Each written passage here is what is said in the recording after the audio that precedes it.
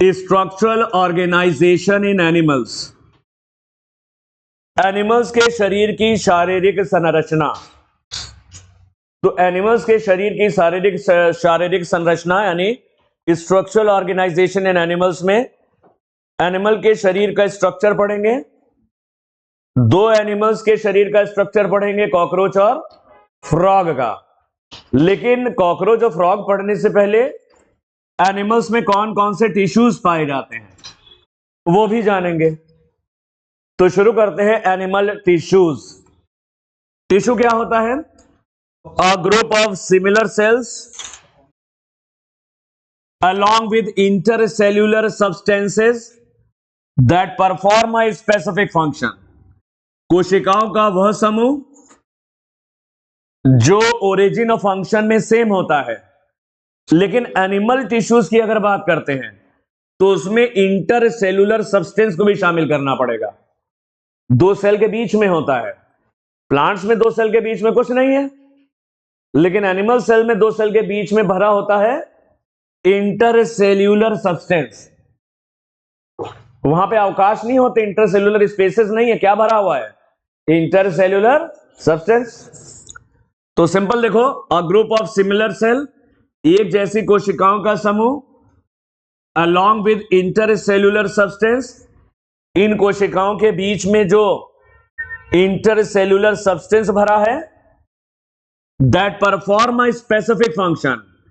ये एक जैसी कोशिकाओं का समूह जो एक जैसा कार्य करते हैं, कोई विशेष कार्य करते हैं, उन्हें टिश्यूज कहते हैं।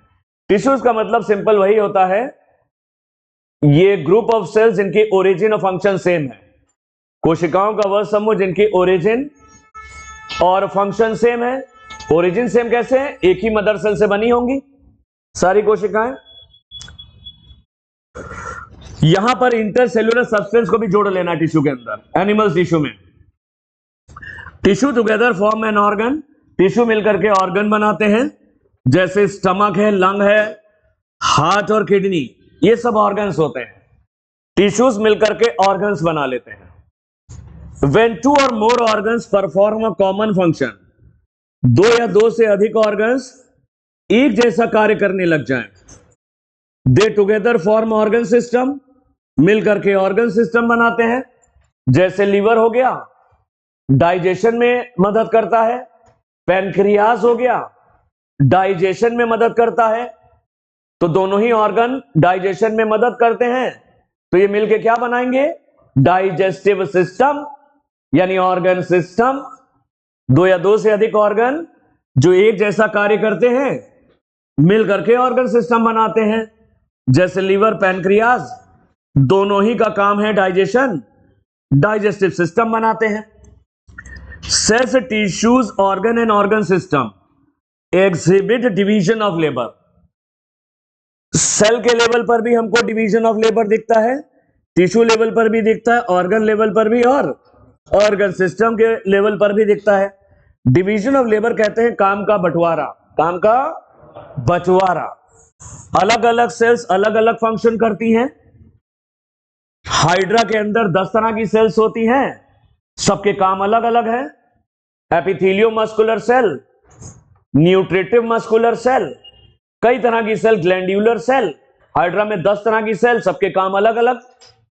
सेल्यूलर, तो सेल्यूलर लेवल पर हमको क्या नजर आ रहा है? डिवीजन ऑफ लेबर, कार्य का बंटवारा। टिश्यू लेवल पर भी काम का बंटवारा होता है। एपिथेलियल टिश्यू अलग काम करते हैं, कनेक्टिव टिश्यू अलग काम करते हैं, मस्कुलर टिश्यू अलग काम करते हैं और न्यूरल टिश्यू अलग काम करते हैं। डिवीजन ऑफ लेबर, अलग अलग ऑर्गन, लीवर अलग काम करता है, किडनी अलग काम कर रही, हार्ट अलग काम कर रहा। तो यहां पर भी डिवीजन ऑफ लेबर है, काम का बंटवारा। और ऑर्गन सिस्टम, डाइजेस्टिव सिस्टम का काम अलग है, एक्सक्रीटरी सिस्टम का काम अलग है, सर्कुलेटरी सिस्टम का काम अलग है। तो हर एक लेवल पे क्या नजर आ रहा है? Division of labour. All complex animals consist of only 4 basic types of tissue. जितना ही जटिल ऑर्गेनिज्म क्यों ना हो जाए, टिश्यूज केवल 4 ही तरह के होते हैं। सारे एनिमल्स के अंदर टिश्यूज कितने तरह के हैं? 4 तरह के टिश्यूज हैं। कॉम्प्लेक्स से कॉम्प्लेक्स एनिमल में भी 4 ही तरह के टिश्यूज होते हैं, एपिथेलियल, कनेक्टिव, मस्कुलर और न्यूरल। यही चारों आपको याद करने हैं। Epithelial tissue, connective tissue, muscular tissue और न्यूरल टिश्यू। तो ऑर्गेनिज्म चाहे जितना ही जटिल क्यों ना हो जाए, तो हमको चार ही तरह के टिश्यूज नजर आते हैं, एपिथेलियल, कनेक्टिव, मस्कुलर और न्यूरल। शुरू करते हैं एपिथेलियल टिश्यू। एपिथेलियल टिश्यू को एपिथेलियम भी कहते हैं। प्रोवाइड्स कवरिंग और lining of the body. Epithelial tissue body की लाइनिंग, कवरिंग बनाता है बॉडी पार्ट्स की। जैसे मान लो कोई भी बॉडी पार्ट है, उसके सबसे बाहर एपिथेलियम होता है। और जैसे कोई हॉलो ऑर्गन है, खोखले हैं अंदर से, तो अंदर की दीवार भी एपिथेलियल टिश्यू की बनी हो सकती है। एपिथेलियल टिश्यू दीवारों पर होता है, बाहर की दीवार पर भी हो सकता है और अंदर की दीवार पर भी हो सकता है। लाइनिंग कहते हैं दीवार। ये प्रोवाइड्स कवरिंग और lining of the body part. ये बॉडी पार्ट्स की दीवार बनाता है। बाहरी दीवार भी बना सकता है और भीतरी दीवार भी बना सकता है। आउटर लाइनिंग और इनर लाइनिंग। लाइनिंग मतलब दीवार। Epithelial cells are compactly packed. Epithelial tissue की सेल्स करीब करीब होते हैं, जैसे प्लांट में था, प्लांट्स में भी एपिथेलियम की सेल्स करीब करीब थी। With little intercellular matrix. Cells बहुत करीब होती हैं और बहुत ही कम मात्रा में होता है इंटरसेल्यूलर मैट्रिक्स। एनिमल सेल में स्पेस नहीं होता है, दो सेल के बीच में क्या होगा, इंटरसेल्यूलर मैट्रिक्स या इंटरसेल्यूलर सब्सटेंस, वही तो लिखा था ऊपर। बहुत ही कम मात्रा में होता है इंटरसेल्यूलर मैट्रिक्स, क्योंकि सेल्स बहुत करीब करीब होती। इसमें बहुत दिमाग मत लगाना, याद जल्दी जल्दी करना, याद करने का तरीका, क्योंकि याद हो गया तो काम हो जाएगा।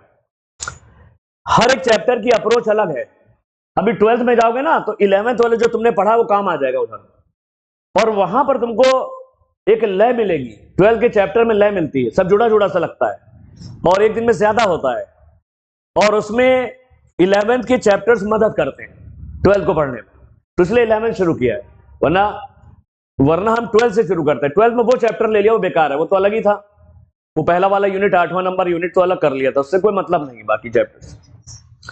चलो कोई बात नहीं। एपिथेलियल टिश्यू पढ़ते हैं। एपिथेलियल टिश्यूज जो होते हैं वो दो तरह के होते हैं, सिंपल एपिथेलियम और कंपाउंड एपिथेलियम। दोनों में एक बेसिक अंतर है। सिंपल एपिथेलियम एक लेयर के बने होते हैं, सिंगल लेयर, और कंपाउंड एपिथेलियम में एक से ज्यादा लेयर होती है, एक से ज्यादा लेयर होती है। यही अंतर है। सिंपल एपिथेलियम एक लेयर के बने होते हैं, सिंगल लेयर्ड, और कंपाउंड एपिथेलियम मल्टी लेयर्ड होते हैं, एक से ज्यादा लेयर के बने होते हैं। ये अंतर है। चलो पहले सिंपल एपिथेलियम देखते हैं कितने तरह का है। Simple epithelial tissue composed of single layer of cells. ये केवल एक लेयर का बना होता है, कोशिकाओं की एक लेयर से बना होता है, सिंगल लेयर्ड होता है। It forms lining of body cavities. ये हमारी देह गुहा की दीवार बनाता है। हमारे शरीर में ढेर सारी डक्ट होती हैं, हमारे शरीर में ढेर सारी डक्ट्स होती हैं, जैसे आपकी डक्ट में फैलोपियन ट्यूब हो गई, ट्रैकिया हो गया, पैनक्रियाटिक डक्ट हो गई, सलाइवरी डक्ट हो गई। तो ये दीवार बनाता है सिंपल एपिथेलियम, बॉडी कैविटी की दीवार पे, हमारे डक्ट की दीवार पे, और हमारे ट्यूब्स, फैलोपियन ट्यूब हो गया, पैनक्रियाटिक डक्ट हो गया, सलाइवरी डक्ट हो गया। तो ये ध्यान रखना। फिर से देखो, सिंपल एपिथेलियल टिश्यू एक लेयर से मिलकर बना होगा। ये लाइनिंग बनाता है, दीवार बनाता है कैविटीज की, बॉडी कैविटी यानी देह गुहा की दीवार, और डक्ट और ट्यूब्स की दीवार बनाता है। Based on structural modification of cell, cell के स्ट्रक्चर के हिसाब से सिंपल एपिथेलियम तीन तरह का होता है।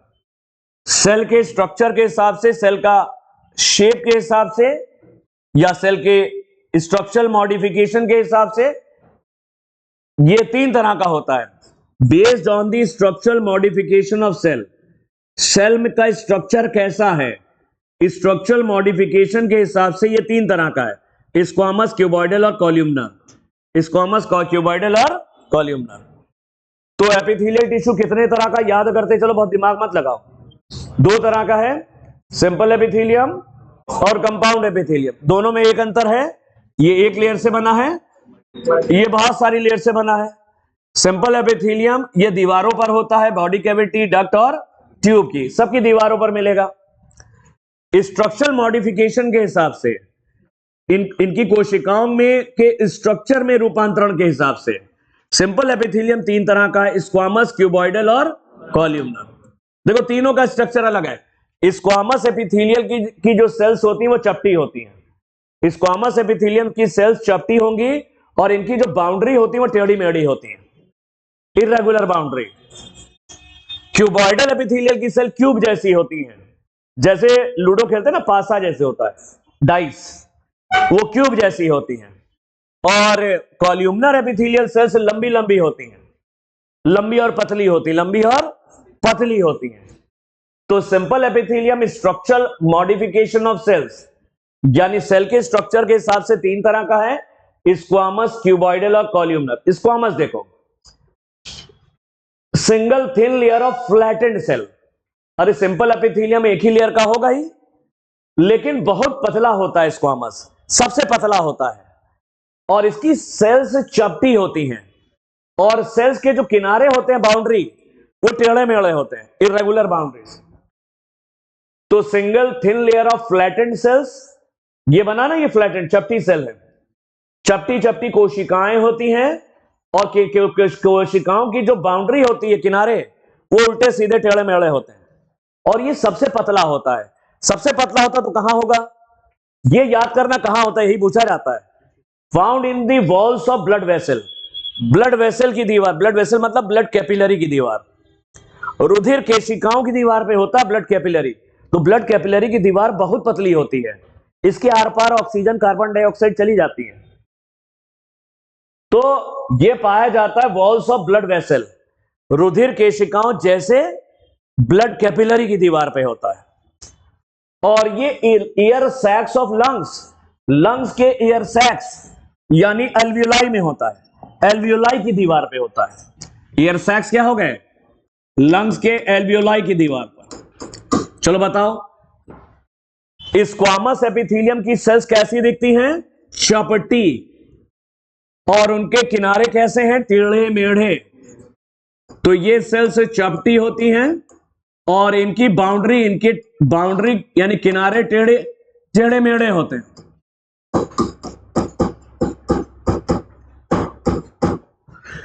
ये पाई कहां जाती है, स्क्वामस एपिथेलियम पाया जाता है ब्लड वेसल्स, ब्लड वेसल्स में खास करके कैपिलरीज की दीवार पे होता है, और ये एयर सैक्स यानी लंग्स के एल्वियोलाई की दीवार पर होता है। तो ये दीवारें तो बहुत पतली हुई, इनके आर पार चीजें जा सकती हैं। तो ये एपिथेलियम बनाता है डिफ्यूजन बाउंड्री, यानी इसके आर पार चीजें विस्तृत हो सकती हैं, डिफ्यूज हो सकती हैं, क्योंकि बहुत पतला है।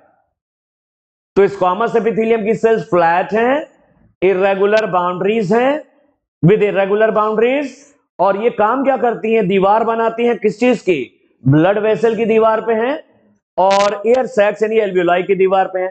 चूंकि सबसे पतला है तो इसके आर पार चीजें चली जाती हैं, ऑक्सीजन, कार्बन डाइऑक्साइड इसके आर पार चली जाती है, तो ये बनाती है डिफ्यूजन बाउंड्री। इतना ही याद करना है स्क्वामस एपिथेलियम। चलो नेक्स्ट आता है cuboidal epithelium. Single layer of cube like से, सिंगल लेयर तो होगा ही होगा क्योंकि सब सिंपल एपिथेलियम है। सिंपल एपिथेलियम एक लेयर का होता है, इसकी सेल्स क्यूब जैसी है, कैसी हैं, ये वाला, इसकी सेल्स क्यूब जैसी सेल्स होती हैं। और ये पाया कहां जाता है, found in ducts of gland, ये तो मत याद करो, लेकिन ये याद कर लेना, tubular parts of nephron in kidney, kidney के नेफ्रॉन के ट्यूबुलर पार्ट में। ट्यूबुलर पार्ट आपने पढ़ा होगा, पीसीटी और डीसीटी सुना है, अब पता नहीं, बताना पड़ेगा। पीसीटी किडनी में होता है प्रॉक्सिमल कन्वल्यूटेड टिब्यूल, और होता है डिस्टल कन्वल्यूटेड टिब्यूल, ये ट्यूबुलर पार्ट है। जब आप नेफ्रॉन बनाते हो तो ये बाउमन कैप्सूल है, ये प्रॉक्सिमल कन्वल्यूटेड टिब्यूल, ये लूप ऑफ एल है, ये डिस्टल कन्वल्यूटेड टिब्यूल, ये कलेक्टिंग डक्ट, ये है। ये वाला कहलाता है पीसीटी नेफ्रॉन का पार्ट, और ये वाला कहलाता है डीसीटी। तो ये पीसीटी डीसीटी के अंदर की दीवार बनाता है, बाहर की नहीं, अंदर की दीवार पे होता है। तो अगर तुम पीसीटी को बनाओ, ये पीसीटी है, ये बामन कैप्सूल हो गया, ये हो गया पीसीटी। ये पीसीटी के अंदर की दीवार पे होता है क्यूबॉइडल। क्यूबॉइडल एपिथेलियम तुम्हें कहां मिलेगा? पीसीटी के अंदर की दीवार। और इसमें माइक्रोविलाई भी होते हैं। जो पीसीटी का क्यूबॉइडल एपिथेलियम, उसमें माइक्रोविलाई भी होते हैं। तो इसे ब्रश बॉर्डर एपिथेलियम कहते हैं। क्या बोलते हैं? माइक्रोविलाई होते हैं, तो इसे कहा जाता ब्रश बॉर्डर एपिथेलियम। तो पीसीटी के क्यूबॉइडल एपिथेलियम को ब्रश बॉर्डर एपिथेलियम भी कहा जाता, क्योंकि सेल्स के फ्री एंड पर माइक्रोविलाई होते हैं। क्या होते हैं? माइक्रोविलाई। ये जरूर याद कर लेना, आया हुआ है सवाल। तो क्यूबॉइडल एपिथेलियम पाया जाता है tubular parts of nephron. Tubular part ये हो गए पीसीटी और डीसीटी, यहां मिलेगा, अंदर की दीवार पे होगा। फंक्शन इनका क्या होता है? Secretion and absorption. जब हम पढ़ाएंगे यूरिन फॉर्मेशन, तो वहां पे बताएंगे दोनों चीजें, सिक्रीशन और एब्जॉर्प्शन। सिक्रीशन होता है श्रावण, एब्जॉर्प्शन का मतलब अवशोषण। ये श्रावित भी करते हैं चीजें और कुछ चीजों का अवशोषण भी करते हैं। इनका फंक्शन है सिक्रीशन एंड एब्जॉर्प्शन। तो पढ़ लो इनका। क्यूबॉइडल एपिथेलियम, ये भी सिंपल एपिथेलियम, एक लेयर का बना होगा। और सेल का स्ट्रक्चर कैसा है? क्यूब जैसी, तो नाम पड़ गया क्यूबॉइडल। ये पाया जाता है किडनी के ट्यूबुलर पार्ट में। किडनी के ट्यूबुलर पार्ट का मतलब क्या होता है? पीसीटी और डीसीटी में होता है। Cuboidal epithelium of proximal convoluted tubule of the nephron in the kidney has microvilli. जो पीसीटी का क्यूबॉइडल एपिथेलियम होता है वो बनाया, उसमें माइक्रोविलाई भी पाए जाते हैं, तो इसको कहते हैं ब्रश बॉर्डर। क्या बोलते हैं? Brush border. जब हम पढ़ाएंगे यूरिन फॉर्मेशन, ये जो माइक्रोविलाई होते हैं, ये अंदर की सरफेस एरिया को बढ़ा देते हैं। ये माइक्रोविलाई अंदर के सरफेस एरिया को बढ़ा देते हैं।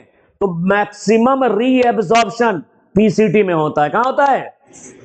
मैक्सिमम रीएब्जॉर्प्शन किडनी के नेफ्रॉन के पीसीटी में होता है। किडनी के नेफ्रॉन के, ये सब सिखाऊंगा वहां पे, अभी रहने दो, अभी इधर ही सीखो। क्यूबॉइडल एपिथेलियम की सेल्स कैसी हैं? और ये सिंपल एपिथेलियम है, एक लेयर की बनी होंगी, सेल्स क्यूब जैसी होंगी। ये किडनी के नेफ्रॉन के ट्यूबुलर पार्ट जैसे पीसीटी और डीसीटी में मिलता है। आएगा फिर से। और जो पीसीटी का क्यूबॉइडल एपिथेलियम है, उसमें तो माइक्रोविलाई भी होते हैं, तो इसे ब्रश बॉर्डर एपिथेलियम भी कहते हैं। तीसरा आता है ये वाला कॉल्यूमनर। क्या है? ये वाला कॉल्यूमनर एपिथेलियम। तो सिंपल एपिथेलियम का तीसरा है कॉल्यूमनर एपिथेलियम, ये वाला single layer of tall and cylinder cell. इसकी सेल्स लंबी और पतली पतली होती हैं। सेल्स लंबी और पतली होती हैं। न्यूक्लियस बेस पर होते हैं। सेल्स लंबी और पतली हैं और न्यूक्लियाई बेस पर होते हैं। ये सेल्स लंबी और पतली है और न्यूक्लियस बेस पर है, नीचे होते हैं, बेस पर। फ्री सरफेस में है माइक्रोविलाई। इनकी फ्री सरफेस पर भी क्या हो सकते हैं? माइक्रोविलाई। इधर बनाओ, उल्टा दिखा रहा है। इनकी फ्री सरफेस पर भी माइक्रोविलाई होते हैं। तो columnar epithelial cell, columnar epithelium ये एक प्रकार का सिंपल एपिथेलियम है, एक लेयर का बना होगा। सेल्स टॉल और सिलेंडर, सिलेंडर कहते हैं पतली। कोशिकाएं लंबी और पतली होती हैं। Nuclei are located at the base, nucleus भी नीचे बेस पर होते हैं, आधार पे होते हैं। फ्री सरफेस में है माइक्रोविलाई। जो फ्री सरफेस इनकी है उसमें वहां पर माइक्रोविलाई भी होते हैं। ये कहां पाया जाता है? कॉल्यूमनर एपिथेलियम स्टमक और इंटेस्टाइन की दीवार पे होता है, lining. Found in the lining of stomach and intestine. ये हमारे पेट और आंतों की दीवार पर होता, अंदर की दीवार। इसका भी फंक्शन वही है जो क्यूबॉइडल का था, सिक्रीशन और एब्जॉर्प्शन। ये तमाम चीजों का सिक्रीशन करता है और पेट में तमाम तरह के, इंटेस्टाइन में तमाम तरह के एंजाइम सिक्रीट होते हैं। हमारे स्टमक और इंटेस्टाइन में तमाम तरह के एंजाइम सिक्रीट होते हैं और भोजन का डाइजेशन के बाद भोजन एब्जॉर्ब भी होता है, तो इसको एब्जॉर्ब करने में भी मदद करते हैं। तो ये स्टमक और इंटेस्टाइन की दीवार पर होते हैं, इनका भी वही काम है जो क्यूबॉइडल का सिक्रीशन और एब्जॉर्प्शन। चलो इतना याद करो। एपिथेलियल टिश्यू कितने तरह का? 2 तरह का, simple epithelium, compound epithelium. Simple epithelium एक लेयर का बना होता है और इस सेल के स्ट्रक्चर के हिसाब से 3 तरह का है, स्क्वामस, क्यूबॉइडल और कॉल्यूमनर। स्क्वामस की सेल्स चपटी हैं, फ्लैट हैं और इररेगुलर बाउंड्रीज हैं, बहुत पतला है, डिफ्यूजन बाउंड्री बनाता है। ये ब्लड वेसल की दीवार पर है और एल्वियोलाई एयर सैक्स की दीवार पर है, आ सकता है। कहां होता है? क्यूबॉइडल एपिथेलियम की सेल्स ट्यूब जैसी होती हैं, सिंगल लेयर ये भी है क्योंकि सिंपल एपिथेलियम है। किडनी के नेफ्रॉन के ट्यूबुलर पार्ट पीसीटी और डीसीटी में मिलता क्यूबॉइडल एपिथेलियम। पीसीटी का जो क्यूबॉइडल एपिथेलियम उसमें माइक्रोविलाई भी हैं जो अंदर के सरफेस एरिया को बढ़ाते हैं। कॉल्यूमनर एपिथेलियम, इसकी सेल्स लंबी और पतली होती, न्यूक्लियस नीचे होते हैं बेस पर, फ्री सरफेस पे माइक्रोविलाई भी पाए जाते हैं। इसका ये स्टमक और इंटेस्टाइन के अंदर की दीवार पे होता है। इसका भी वही काम है, सिक्रीशन और एब्जॉर्प्शन। तो सिंपल एपिथेलियम में आपने सिंपल एपिथेलियम पढ़ा, लेकिन सिंपल एपिथेलियम में भी कुछ बाकी है। जो क्यूबॉइडल और कॉल्यूमनर एपिथेलियम है, क्यूबॉइडल और कॉल्यूमनर एपिथेलियम 2 तरह के हो सकते हैं, इनमें और मॉडिफिकेशन हो सकते हैं। क्यूबॉइडल और कॉल्यूमनर एपिथेलियम 2 तरह के हो सकते हैं, सिलिएटेड और ग्लैंड्यूलर। सिलिएटेड और ग्लैंड्यूलर, नाम से ही जाहिर है। कॉल्यूमनर और cuboidal cells that bear cilia on their free surface.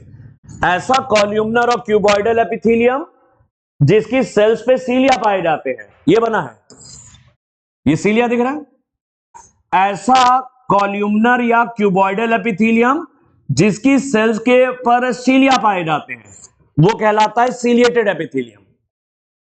Ciliated epithelium का काम क्या होता है? किसी भी चीज को विशेष दिशा में मूव कराना। ये हमारे ट्रैकिया की दीवार पर अंदर ट्रैकिया है, ये विंड पाइप के अंदर की दीवार पे है। जो बुजुर्ग लोग कहते हैं कि खाना खाते समय बात नहीं करनी है, लेकिन हम बात करते हैं तो बात करते हैं। कोई खाने का टुकड़ा अगर हमारे विंड पाइप में पहुंच गया तो अंदर की दीवार पे जो सीलियां हैं उस खाने के टुकड़े को बाहर निकालने में मदद करते हैं। तो सीलिया क्या करते हैं? किसी भी चीज को विशेष दिशा में मूव कराते हैं। अब जैसे फैलोपियन ट्यूब है, फैलोपियन ट्यूब के अंदर की दीवार पे भी सीलिएटेड एपिथेलियम है। ओवा जो होता है फीमेल गैमीट, वो चल नहीं सकता। ओवा फीमेल गैमीट नॉन मोटाइल है, चलता नहीं है। लेकिन फैलोपियन ट्यूब में के अंदर की दीवार पे जो सीलियां हैं इस ओवा का मूवमेंट कराते हैं और ओवा मूव करके जाता है एम्पुला के पास जहां पे फर्टिलाइजेशन होता है। तो फैलोपियन ट्यूब के सीलिया ओवा का मूवमेंट करा रहे हैं, ट्रैकिया के सीलिया किसी भी चीज को बाहर निकालने में मदद कर रहे हैं। अगर गले में चला गया विंड पाइप में तो करता, इनका फंक्शन क्या हो गया? टू मूव पार्टिकल और mucus in a specific direction. किसी भी पार्टिकल या म्यूकस को विशेष दिशा में मूव कराते हैं। टू मूव पार्टिकल और mucus in a specific direction over the epithelium, epithelium के ऊपर।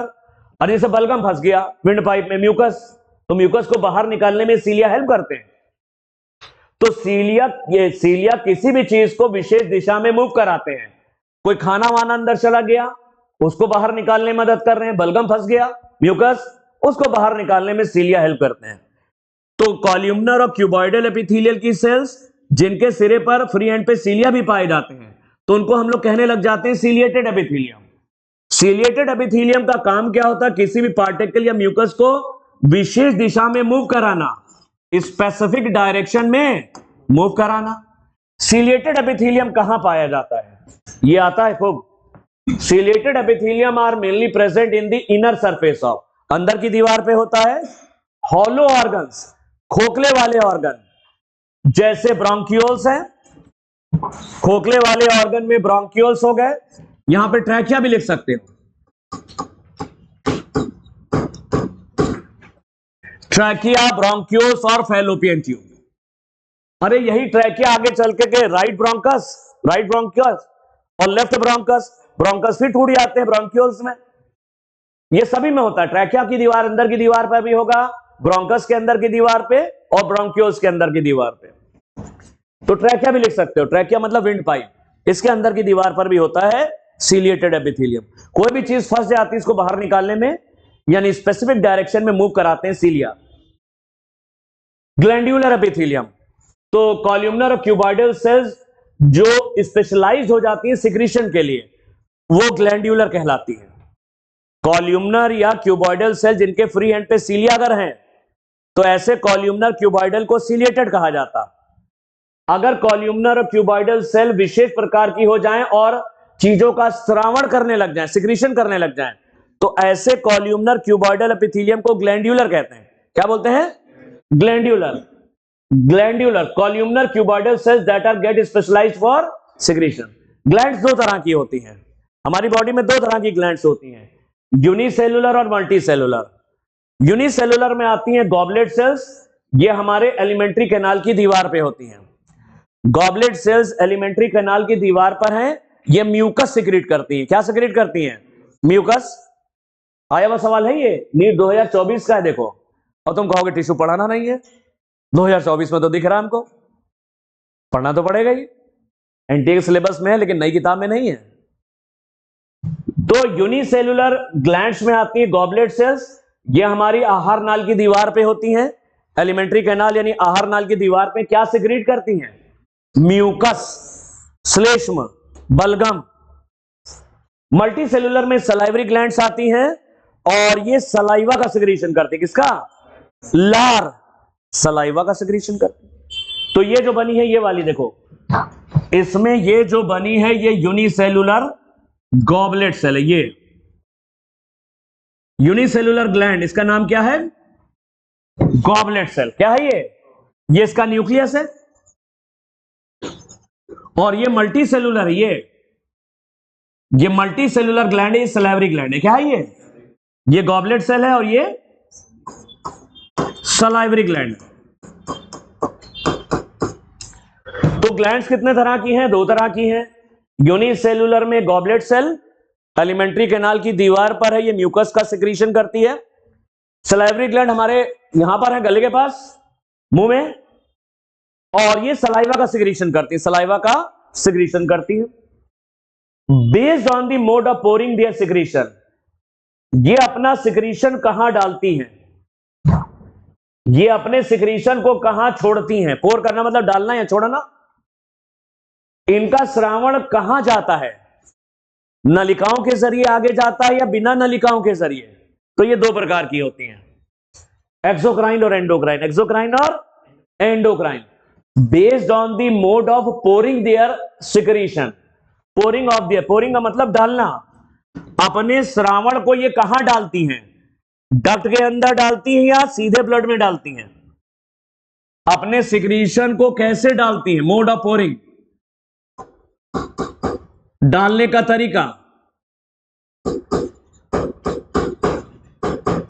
ये नलिकाओं के अंदर अपने सिक्रीशंस को डालती हैं या सीधे ब्लड में डालती हैं, बिना नलिकाओं के? तो ये दो प्रकार की होती हैं, एक्सोक्राइन और एंडोक्राइन। एक्सोक्राइन ग्लैंड वो होती हैं जिनके सिक्रीशन डक्ट में आते हैं, नलिकाओं के अंदर, और फिर आगे जाते हैं जहां पर जरूरत है इनकी। लेकिन एंडोक्राइन ग्लैंड के सिक्रीशन सीधे ब्लड या लिम्फ में आते हैं, वहां पे डक्ट नहीं होती, नलिकाएं नहीं होती। तो ये ग्लैंड्स अपने सिक्रीशन को कहां पोर करती हैं, उंडेलती हैं या डालती हैं? डक्ट के जरिए डालती हैं, आगे ले जाती हैं, तो एक्सोक्राइन है, और बिना डक्ट के एंडोक्राइन है। एक्सोक्राइन में आता है म्यूकस है, mucus gland, saliva, ear wax, oil, milk, digestive enzyme, ये एक्सोक्राइन सिक्रीशंस हैं, एक्सोक्राइन ग्लैंड के सिक्रीशन हैं। एक्सोक्राइन ग्लैंड के सिक्रीशन क्या क्या है? एक्सोक्राइन ग्लैंड सिक्रीट करती है म्यूकस, सलाइवा, ईयर वैक्स, कान का मैल, ऑयल, मिल्क और digestive enzyme which are release through ducts और ट्यूब। ये सारे सिक्रीशन डक्ट या ट्यूब के जरिए आगे जाते हैं। तो एक्सोक्राइन ग्लैंड्स अपने सिक्रीशन डक्ट्स में डालती हैं, नलिकाओं में डालती हैं, और ये डक्ट या ट्यूब के जरिए सिक्रीशन आगे भागते हैं आगे जाते हैं, इनको याद मत करना, केवल एंडोक्राइन वाले याद करो। हार्मोन को छोड़ करके बाकी जितने सिक्रीशन है वो सब एक्सोक्राइन है, याद मत करो। एंडोक्राइन ग्लैंड्स डक्टलेस होती हैं, इनमें डक्ट नहीं होती, नलिकाएं नहीं होती। प्रोड्यूस हार्मोन, ये हार्मोन बनाती हैं। एंडोक्राइन ग्लैंड्स हार्मोन्स बनाती हैं that are secreted directly into the fluid bathing the gland. ये एंडोक्राइन ग्लैंड के सिक्रीशन सीधे फ्लूइड में आते हैं जिसमें वो ग्लैंड डूबी हुई है। जैसे पिट्यूटरी ग्लैंड है, पिट्यूटरी ग्लैंड के चारों तरफ वो ब्लड है, ब्लड, तो पिट्यूटरी ग्लैंड का सिक्रीशन ब्लड में आ गया बिना नलिकाओं की मदद के, बिना डक्ट के। तो ऐसी ग्लैंड जिनमें डक्ट नहीं होती, नलिकाएं, ये अपने सिक्रीशन, जिन्हें हार्मोन्स कहते हैं, एंडोक्राइन ग्लैंड के सिक्रीशन हार्मोन कहलाते हैं। इन हार्मोन को ये सीधे फ्लूइड में डालती हैं। फ्लूइड दो तरह के बॉडी में हमारे, ब्लड और लिम्फ। ये हार्मोन सीधे डाले जाते हैं ब्लड और लिम्फ में, और इसी में वो ग्लैंड डूबी रहती है जो इनका सिक्रीशन कर रही है।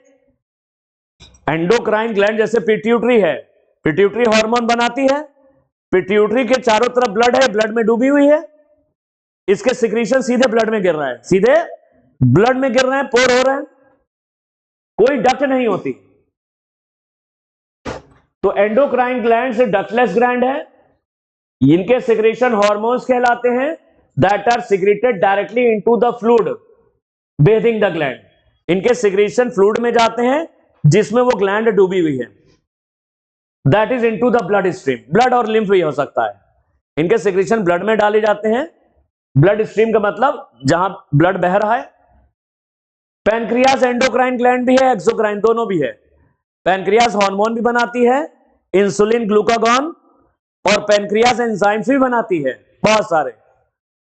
तो पैनक्रियास एंजाइम बनाती तो इसे एक्सोक्राइन बोलते हैं, और पैनक्रियास का कुछ हिस्सा हार्मोन बनाता है, एंडोक्राइन। तो पैनक्रियास कंपोजिट या मिक्स्ड ग्लैंड है, कंपोजिट ग्लैंड या मिक्स्ड ग्लैंड है। ये एक्सोक्राइन भी है, एंजाइम बना रही है, ये एंडोक्राइन भी है, हार्मोन भी बनाती है। तो ये मिक्स्ड ग्लैंड है। कैसी ग्लैंड है? मिक्स्ड या कंपोजिट ग्लैंड होती है। चलो सिंपल एपिथेलियम याद कर लेते हैं। सिंपल एपिथेलियम में कितनी लेयर्स हैं जरा बताओ? एक लेयर का बना है। सेल के स्ट्रक्चरल मॉडिफिकेशन के हिसाब से तीन तरह का है, स्क्वामस, क्यूबॉइडल और कॉल्यूमनर। स्क्वामस एपिथेलियम की सेल्स चपटी, फ्लैट हैं, इररेगुलर बाउंड्रीज हैं, बहुत पतला है, ब्लड वेसल की यानी ब्लड कैपिलरी की दीवार पर, एयर सैक्स यानी एल्वियोलाई की दीवार पर है। इसके आर पार गैसेस चली जाती हैं तो ये डिफ्यूजन बाउंड्री बनाता है। क्या बनाता है? Diffusion boundary. क्यूबॉइडल एपिथेलियम की सेल्स क्यूब जैसी होती हैं, क्यूबॉइडल एपिथेलियम की सेल्स क्यूब जैसी होती हैं। क्यूबॉइडल एपिथेलियम पाया जाता है किडनी के, नेफ्रॉन के ट्यूबुलर पार्ट्स में, जैसे पीसीटी में और डीसीटी में। और जो पीसीटी का क्यूबॉइडल एपिथेलियम है उसमें माइक्रोविलाई भी होते हैं, वो ब्रश बॉर्डर एपिथेलियम कहलाता है, ये अलग से ध्यान रखना। कॉल्यूमनर एपिथेलियल सेल्स लंबी और पतली होती हैं और न्यूक्लियस बेस पर होते हैं। फ्री हैंड पे माइक्रोविलाई भी हो सकते हैं, लंबी और पतली, लॉन्ग और स्लेंडर, नैरो, पतली होती सेल्स। और फ्री हैंड पे क्या होते हैं? फ्री हैंड पे माइक्रोविलाई भी हो सकते हैं। क्यूबॉइडल एपिथेलियम और कॉल्यूमनर एपिथेलियम के फंक्शन सेम है, सिक्रीशन एंड एब्जॉर्प्शन, दोनों के फंक्शन सेम है, secretion and absorption. Cuboidal columnar epithelium modification होते हैं इनमें, और ये दो प्रकार के हो सकते हैं, ये सिलिएटेड हो सकते हैं और ग्लैंड्यूलर हो सकते हैं। अगर क्यूबॉइडल कॉल्यूमनर एपिथेलियल सेल्स के फ्री एंड पे सीलिया है तो सिलिएटेड, और अगर ये सिक्रीशन करने लग जाएं, ग्लैंड जैसे हो जाएं, तो ये ग्लैंड्यूलर कहलाते हैं। सिलिएटेड एपिथेलियम हमारे हॉलो ऑर्गन्स पे होता है, जैसे ब्रोंकियोल और ट्रैकिया के अंदर की दीवार पर और फैलोपियन ट्यूब के अंदर की दीवार पर। सीलिया किसी भी पार्टिकल को या किसी भी चीज को विशेष दिशा में मूव कराते हैं, जैसे गले में खाना फंस गया उसको बाहर निकालने में स्पेसिफिक डायरेक्शन में मूव कराते हैं, बलगम फंस गया उसको भी बाहर निकालने में मदद करते हैं। स्पेसिफिक डायरेक्शन में चीजों का मूवमेंट कराते हैं। फिर हमने बताया ग्लैंड्यूलर एपिथेलियम में ये पर्टिकुलर सिक्रीशन के लिए होता है। ग्लैंड्स दो तरह की होती हैं, यूनिसेल्यूलर और मल्टीसेल्यूलर। यूनिसेल्यूलर में है तुम्हारी गॉबलेट सेल जो म्यूकस का सिक्रीशन करती हैं, और मल्टीसेल्यूलर में सलाइवरी ग्लैंड है जो सलाइवा का सिक्रीशन करती हैं। फंक्शन के हिसाब से ये ग्लैंड्स दो तरह की होती हैं। ये अपने सिक्रीशन को किस तरीके से डालती हैं, नलिकाओं के जरिए आगे भेजती हैं या सीधे ब्लड में डाल देती हैं। तो दो प्रकार की होती हैं, एक्सोक्राइन और एंडोक्राइन। एक्सोक्राइन में वो सारे हैं, ये मत याद करो।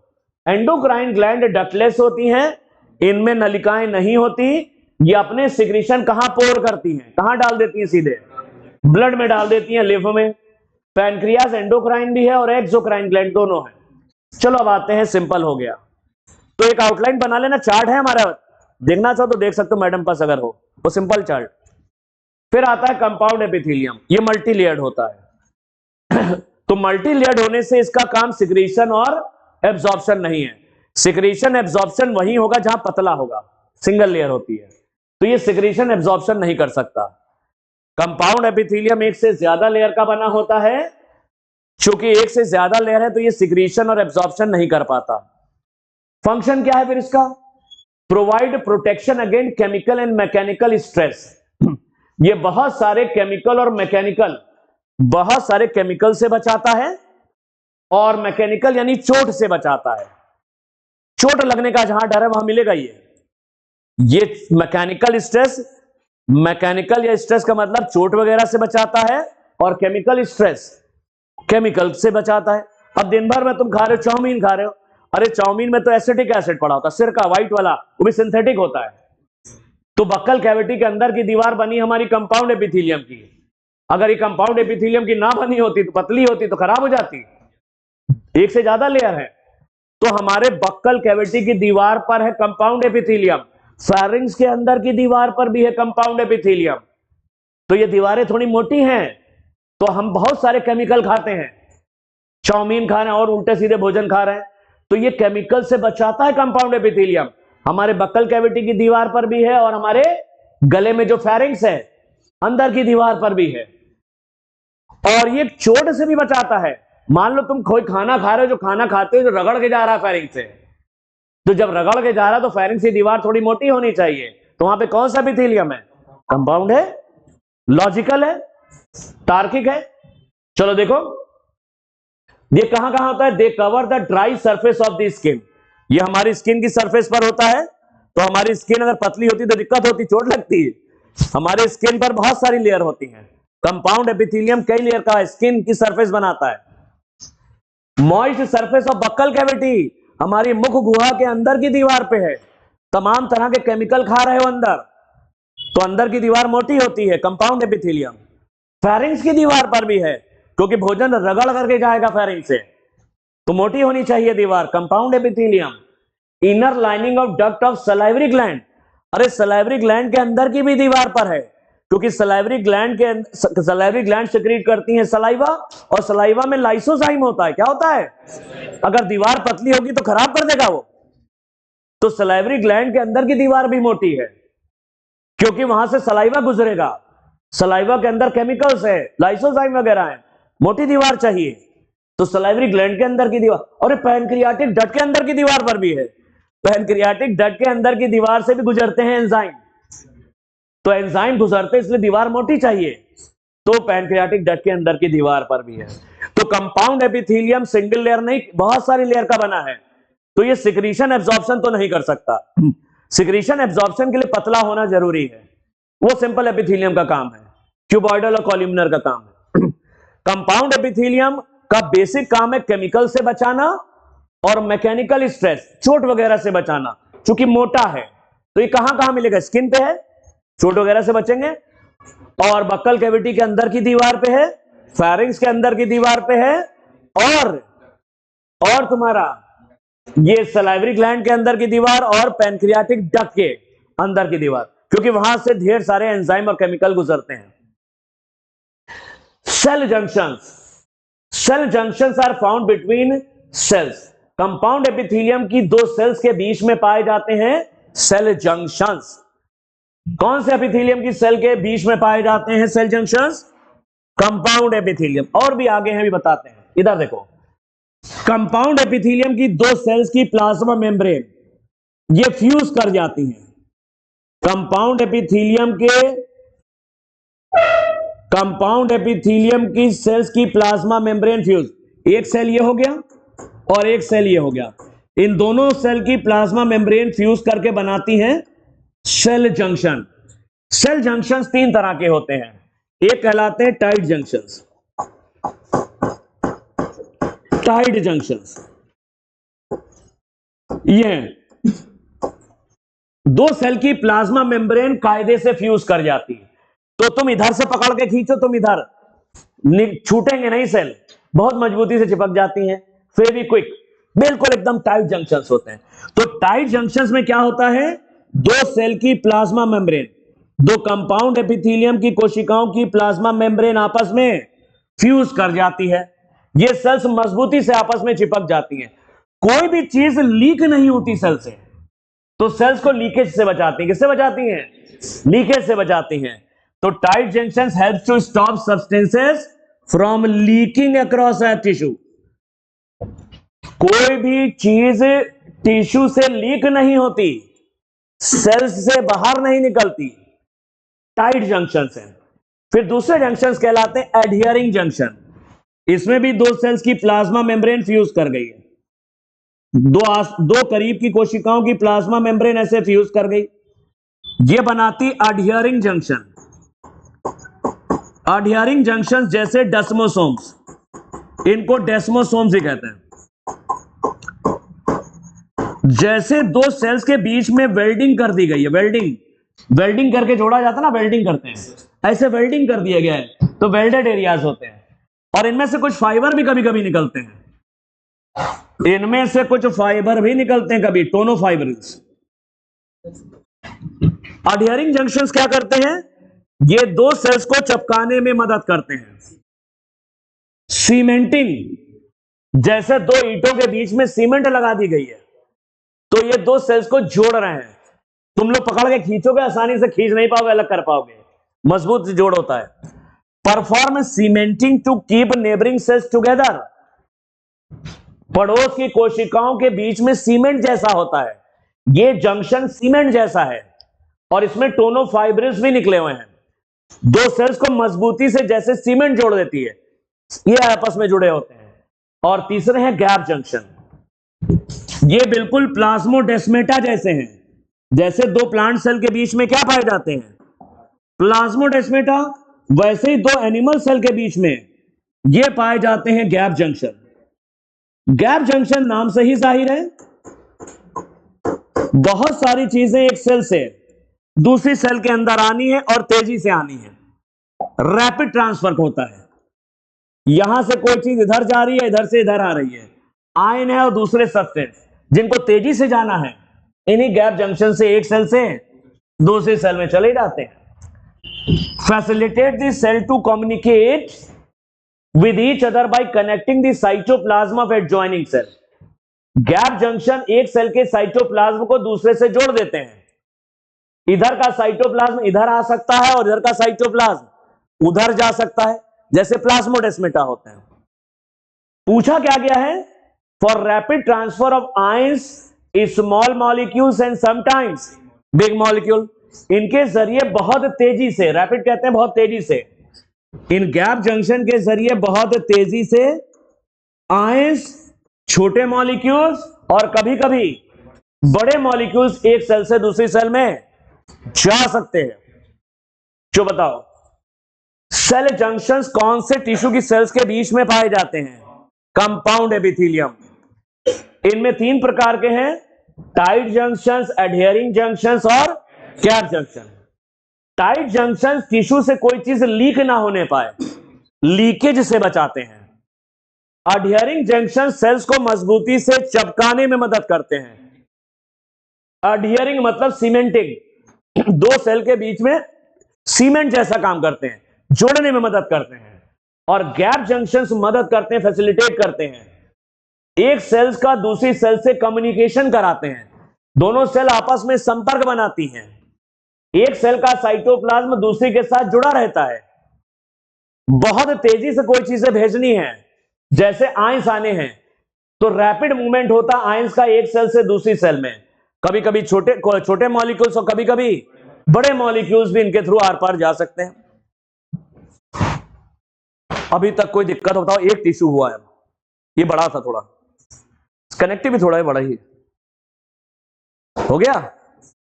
चलो नेक्स्ट आते हैं, कनेक्टिव टिश्यू, संयोजी ऊतक। Most abundant and widely distributed tissue, सबसे ज्यादा होता है और बॉडी में हर जगह पाया जाता है कनेक्टिव टिश्यू। तो हमारी बॉडी में सबसे ज्यादा कौन सा टिश्यू है और हर जगह मौजूद है, वाइडली डिस्ट्रीब्यूटेड है, वो है कनेक्टिव टिश्यू। हिंदी में कहते हैं संयोजी ऊतक। दे आर नेम्ड कनेक्टिव, इनका नाम कनेक्टिव क्यों पड़ा? Because of the special function of linking and supporting other tissues and organ. अरे ये दो टिश्यूज या ऑर्गन को जोड़ते हैं और उनको सपोर्ट भी करते हैं। जैसे ब्लड है, ब्लड हार्ट से कहां चला गया? हार्ट से लीवर में भी आ रहा है, किडनी में भी आ रहा है, तो ब्लड एक कनेक्टिव टिश्यू है, वो हार्ट को लीवर और किडनी सबसे लिंक कर रहा है, जोड़ रहा है। तो कनेक्टिव टिश्यू डिफरेंट ऑर्गन्स को जोड़ने का काम करते हैं, संयोजी ऊतक हैं। जैसे ब्लड, ब्लड हार्ट से लीवर में आया, लीवर से आया किडनी में आया, तो डिफरेंट ऑर्गन्स को लिंक करता है और सपोर्ट भी करता है। तो इसका नाम कनेक्टिव टिश्यू क्यों पड़ गया?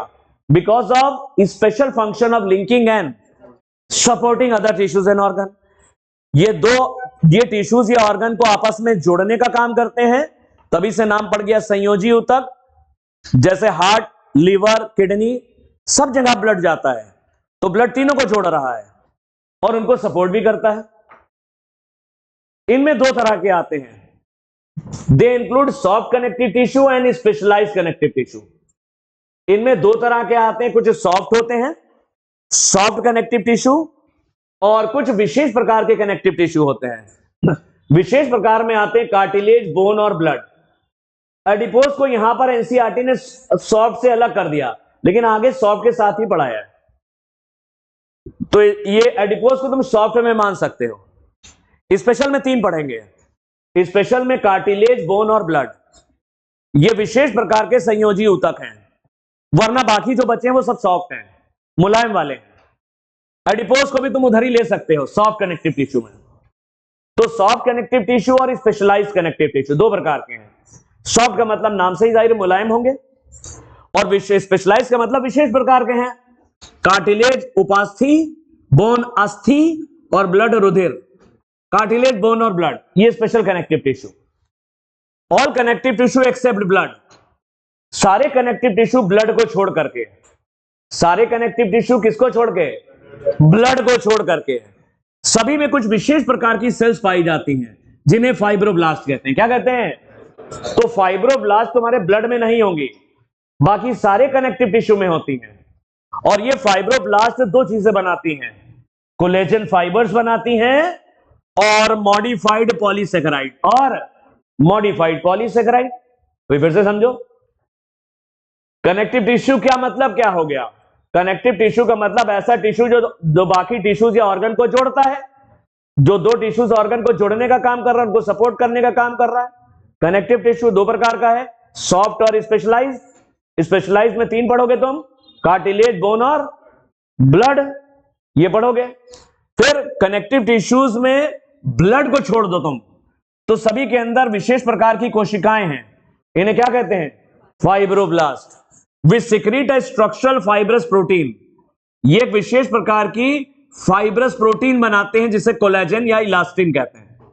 तो फाइब्रोब्लास्ट क्या बनाती हैं? कोलेजन फाइबर्स या इलास्टिन फाइबर बनाती हैं। दीज कोलेजन फाइबर प्रोवाइड, ये कोलेजन फाइबर से हमको क्या मिलती है? ताकत, स्ट्रेंथ। जिस जगह पे मिलेंगे वो मजबूत होता है, स्ट्रेंथ मिलती है। वो ऑर्गन जिस जगह पे कोलेजन फाइबर होंगे वो ऑर्गन लचीला हो जाता है, इलास्टिसिटी होती है इनमें, और इलास्टिसिटी मतलब खींच सकते हैं आप, प्रत्यास्थता होती है, और उसमें लचीलापन होता है, फ्लेक्सिबिलिटी। कोलेजन फाइबर मजबूती देते हैं, स्ट्रेंथ, खिंचाव, इलास्टिसिटी।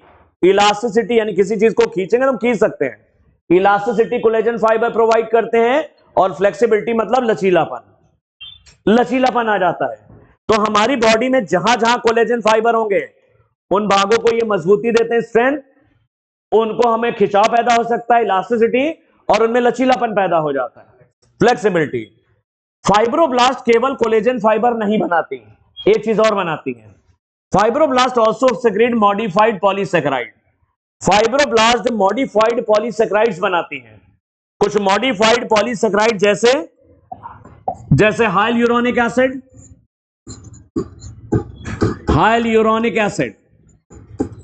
ये एक मॉडिफाइड पॉलीसेकेराइड। ये modified polysaccharide accumulate between the cells and fibre. ये मॉडिफाइड पॉलीसेकेराइड जमा हो जाता है फाइब्रोब्लास्ट और कोलेजन फाइबर के बीच में, सेल्स और फाइबर के बीच में, और ग्राउंड सब्सटेंस बनाता है and act as ground substance. चलो बताओ, कनेक्टिव टिश्यू के अंदर कौन सी विशेष प्रकार की कोशिकाएं हैं? तुम कहोगे फाइब्रोब्लास्ट। ये फाइब्रोब्लास्ट दो काम करती हैं, कोलेजन फाइबर या इलास्टिन फाइबर बनाती हैं, और दूसरा मॉडिफाइड पॉलीसेकेराइड बनाती हैं। ये कोलेजन फाइबर क्या करते हैं, जिस हिस्से में पाए जाते हैं उसको स्ट्रेंथ, इलास्टिसिटी और फ्लेक्सिबिलिटी देते हैं, उस टिश्यू को जहां पर ये पाए जाते हैं।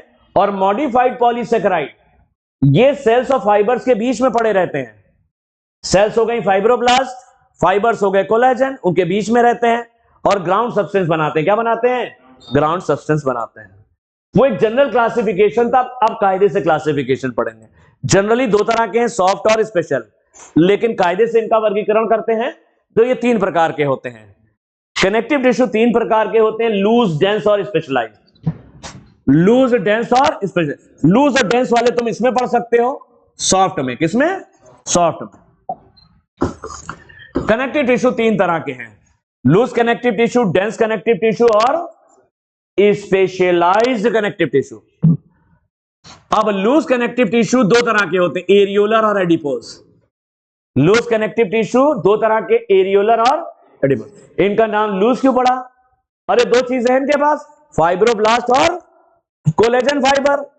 फाइब्रोब्लास्ट ही बनाती है कोलेजन फाइबर को। ये फाइब्रोब्लास्ट और कोलेजन फाइबर दूर दूर है, छितरे छितरे हैं, तो ये लूज कनेक्टिव टिश्यू हो गया। और करीब करीब अगर होंगे तो हो गया डेंस। क्या हो गया? डेंस कनेक्टिव टिश्यू हो गया। जब फाइब्रोब्लास्ट और कोलेजन फाइबर्स, इन कोलेजन फाइबर को फाइब्रोब्लास्ट नहीं बनाया है, करीब दूर दूर होते हैं, छितरे छितरे, तो ये लूज कनेक्टिव टिश्यू है। और करीब करीब है तो ये डेंस कनेक्टिव टिश्यू है। तो cells and fibres are loosely arranged in a semi fluid ground substance. एक सेमी फ्लूइड ग्राउंड सब्सटेंस में सेल्स का मतलब फाइब्रोब्लास्ट, फाइबर्स का मतलब कोलेजन फाइबर। लूजली अरेंज का मतलब दूर दूर है। लूजली अरेंज का मतलब क्या है? दूर दूर है, छितरे हुए हैं। तो जब फाइब्रोब्लास्ट और कोलेजन फाइबर दूर दूर होते हैं, ये एक सेमी फ्लूइड ग्राउंड सब्सटेंस में पड़े रहते हैं दूर दूर, तो ये लूज कनेक्टिव टिश्यू। कैसा है? लूज। लूज कनेक्टिव टिश्यू दो प्रकार का है, एरियोलर और एडिपोज। एरियोलर और एडिपोज दोनों ही हमारी खाल के पास होते हैं, located beneath the skin. Areolar हमारी खाल के नीचे होता है, बीनीथ कहते हैं नीचे। एरियोलर टिश्यू ऊपर तो एपिथेलियल टिश्यू है, उसके नीचे होगा। Areolar tissue located beneath the skin, skin के नीचे है, and serve as a support framework for epithelium. और जो ऊपर एपिथेलियम उसको मदद करता है, उसको सपोर्ट करता है। हमने स्किन में बताया था कंपाउंड एपिथेलियम, स्किन में बताया था कंपाउंड एपिथेलियम, उसको नीचे से सपोर्ट करता है, नीचे से सपोर्ट करता है। तो ये स्किन के नीचे पाया जाता है और स्किन को सपोर्ट करता है। तो एरियोलर कनेक्टिव टिश्यू, फिर से देखो कनेक्टिव टिश्यू कितने तरह के थे? तीन तरह के, लूज, डेंस और स्पेशल। ऊपर वाले भूल जाओ, लूज और स्पेशल भूल जाओ, यहां से पढ़ो। कनेक्टिव टिश्यू तीन तरह के, लूज, डेंस और स्पेशलाइज्ड। लूज में क्या है? लूज में सेल्स और कोलेजन फाइबर दूर दूर होंगे और डेंस में करीब करीब होंगे। लेकिन लूज कनेक्टिव टिश्यू दो तरह का है, एरियोलर और एडिपोज। लूज का मतलब क्या है? Cells and fibres are loosely arranged. Loose connective tissue दो तरह का, एरियोलर और एडिपोज। एरियोलर कनेक्टिव टिश्यू खाल के नीचे होता है और ये एपिथेलियम को सपोर्ट करता है। एपिथेलियम का मतलब सिंपल एपिथेलियल टिश्यू को सपोर्ट, कंपाउंड एपिथेलियल टिश्यू को सपोर्ट करता है, एपिथेलियल टिश्यू को सपोर्ट करता है। इस एरियोलर कनेक्टिव टिश्यू में तीन चीजें नजर आएंगी, फाइब्रोब्लास्ट भी हैं। फाइब्रोब्लास्ट दिख रही है, देखो ये है फाइब्रोब्लास्ट हरी वाली, और ये फाइब्रोब्लास्ट क्या बना रही है? ये कोलेजन फाइबर क्या बना रही है? फाइब्रोब्लास्ट कोलेजन फाइबर तो होना ही होना है, और दूर दूर होंगे चित्रे चित्रे। लूज कनेक्टिव टिश्यू है, लेकिन साथ में दो सेल्स और होती हैं इसमें, मैक्रोफाजेस और मास्ट सेल। मैक्रोफाजेस और मास्ट सेल भी होती हैं। तो कौन से कनेक्टिव टिश्यू के अंदर फाइब्रोब्लास्ट और कोलेजन फाइबर के अलावा मैक्रोफाजेस और मास्ट सेल भी पाई जाती हैं? वो है एरियोलर कनेक्टिव टिश्यू, जो एक प्रकार का लूज कनेक्टिव टिश्यू है। मास्ट सेल सिक्रीट करती हिपैरिन। मास्ट सेल क्या सिक्रीट करती हैं? एलर्जी के दौरान ये सिक्रीट करती हैं हिपैरिन। जब हम लोग को एलर्जी हो जाती है तो हमारी बॉडी में क्या बनाने लगती हैं? हिस्टामिन। हिपैरिन बोलने सुन भी रहे हो, हिस्टामिन, हिपैरिन बोले तो ये सिक्रीट करती है हिस्टामिन। तो हम लोग हिस्टामिन को हटाने के लिए एंटी एलर्जिक दवाइयां लेते हैं, एंटी हिस्टामिनिक, जैसे एविल है, लीवोसेट्रिजिन है, ये सब खाते हैं। चलो, कनेक्टिव टिश्यू कितने तरह का है? तीन तरह। इधर ध्यान दो, लूज, डेंस और स्पेशल। लूज कनेक्टिव टिश्यू दो तरह का है, एरियोलर और एडिपोज। एरियोलर में फाइब्रोब्लास्ट हैं और कोलेजन फाइबर, ये तो मिलेंगे ही मिलेंगे, साथ में दो अन्य प्रकार की कोशिकाएं भी हैं, मैक्रोफाजेस और मास्ट सेल। ये मैक्रोफाज और ये मास्ट सेल। एडिपोज टिश्यू, ये टिश्यू फैट, ये भी खाल के नीचे होता है एरियोलर की तरह। खाल के नीचे फैट होता है, फैट क्लियर। एडिपोज टिश्यू भी खाल के नीचे होता है। इनकी सेल्स कहलाती एडिपोसाइट, और ये फैट को जमा करती हैं। ये मेमोरी ग्लैंड में भी होता है, वहां भी फैट होता है, चर्बी। स्किन के नीचे भी चर्बी होती है। व्हेल मछली में तो चर्बी की पूरी लेयर होती है, ब्लबर। एडिपोज टिश्यू है, तो एडिपोज टिश्यू भी खाल के नीचे है। क्या जमा करता है ये? फैट। मेमोरी ग्लैंड में भी होता है, फैट जमा करता। Excess nutrients which are not used immediately, हमारे शरीर में जो एक्सेस न्यूट्रिएंट है जिनका इस्तेमाल हम तुरंत नहीं कर पाते, आर कन्वर्टेड इनटू फैट, वो फैट में बदल जाते हैं। यानी एक्सेस ग्लूकोज भी अगर हमने खा लिया तो ग्लूकोज, जो अतिरिक्त ग्लूकोज हो, किस में बदल सकता है? ग्लूकोज फैट में बदल जाता है। And are stored in this tissue, और ये टिश्यू में जमा हो जाता है। तो एडिपोज टिश्यू किसको जमा करता है? फैट को जमा करता है। हमारी खाल के नीचे है, एडिपोज टिश्यू में है। जो न्यूट्रिएंट हम यूज नहीं कर पाते हैं, अतिरिक्त हैं, जैसे ग्लूकोज वगैरह एक्स्ट्रा ले लिया, तो वो फैट में कन्वर्ट हो जाता और इन टिश्यू की सेल्स यानी एडिपोसाइट में जमा हो जाता। एडिपोज टिश्यू की एडिपोसाइट में जमा हो जाता। इतना तैयार करो पहले। ये तो तुम्हारा हो गया लूज कनेक्टिव टिश्यू। तो तुमने क्या देखा? कनेक्टिव टिश्यू कितने तरह का? लूज, डेंस और स्पेशलाइज। लूज दो प्रकार का, एरियोलर, एडिपोज। अब आते हैं डेंस।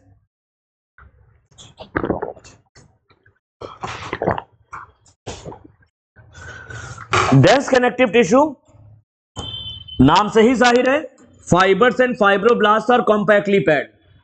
फाइबर्स और फाइब्रोब्लास्ट करीब करीब होते हैं डेंस कनेक्टिव टिश्यू में। फाइबर्स और फाइब्रोब्लास्ट करीब करीब पाए जाते हैं। इधर देखो, ये है फाइबर्स, ये फाइबर्स हैं और ये है फाइब्रोब्लास्ट। डेंस कनेक्टिव टिश्यू दो तरह का होता है, डेंस रेगुलर और dense irregular. Dense connective tissue दो तरह का होता है, डेंस रेगुलर और डेंस इरेगुलर। अब देखो डेंस रेगुलर।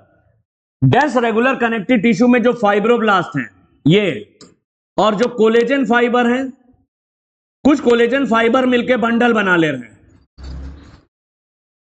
कुछ कोलेजन फाइबर मिलके बंडल बना लेते हैं और कुछ अकेले पड़े रहते हैं अलग अलग। तो यहां पर फाइब्रोब्लास्ट और कोलेजन फाइबर करीब करीब है, डेंस है, लेकिन ये जो कोलेजन फाइबर और फाइब्रोब्लास्ट हैं एक पैटर्न से लगे हैं, एक तरीके से लगे हैं, रेगुलर कहलाता है। Collagen fibres are present in rows, collagen fibres कतारों में हैं। कैसे हैं? कतारों में हैं।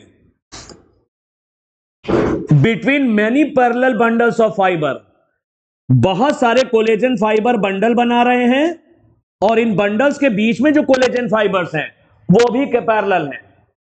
कोलेजन फाइबर्स मिल करके बंडल बना रहे हैं, पैरेलल हैं, और इन कोलेजन फाइबर के बंडल्स के बीच में भी कोलेजन फाइबर्स हैं, वो भी पैरेलल हैं। तो कोलेजन फाइबर के बंडल्स और जो सेपरेट कोलेजन फाइबर्स हैं वो सब एक पैरेलल चल रहे हैं, एक डिजाइन बना रहे हैं, रेगुलर है। क्या है ये? रेगुलर है। Collagen fibres are present in rows, collagen fibre rows में कतारों में है, पैरेलल हैं, लेकिन ये कोलेजन फाइबर बंडल्स के बीच में है और बंडल्स भी कोलेजन फाइबर के हैं, between many parallel bundles of fibre. तो कोलेजन फाइबर्स मिल करके बंडल्स बनाते हैं और कुछ कोलेजन फाइबर अलग थलग भी पड़े हैं, लेकिन सब के सब पैरेलल है। सब के सब कैसे हैं?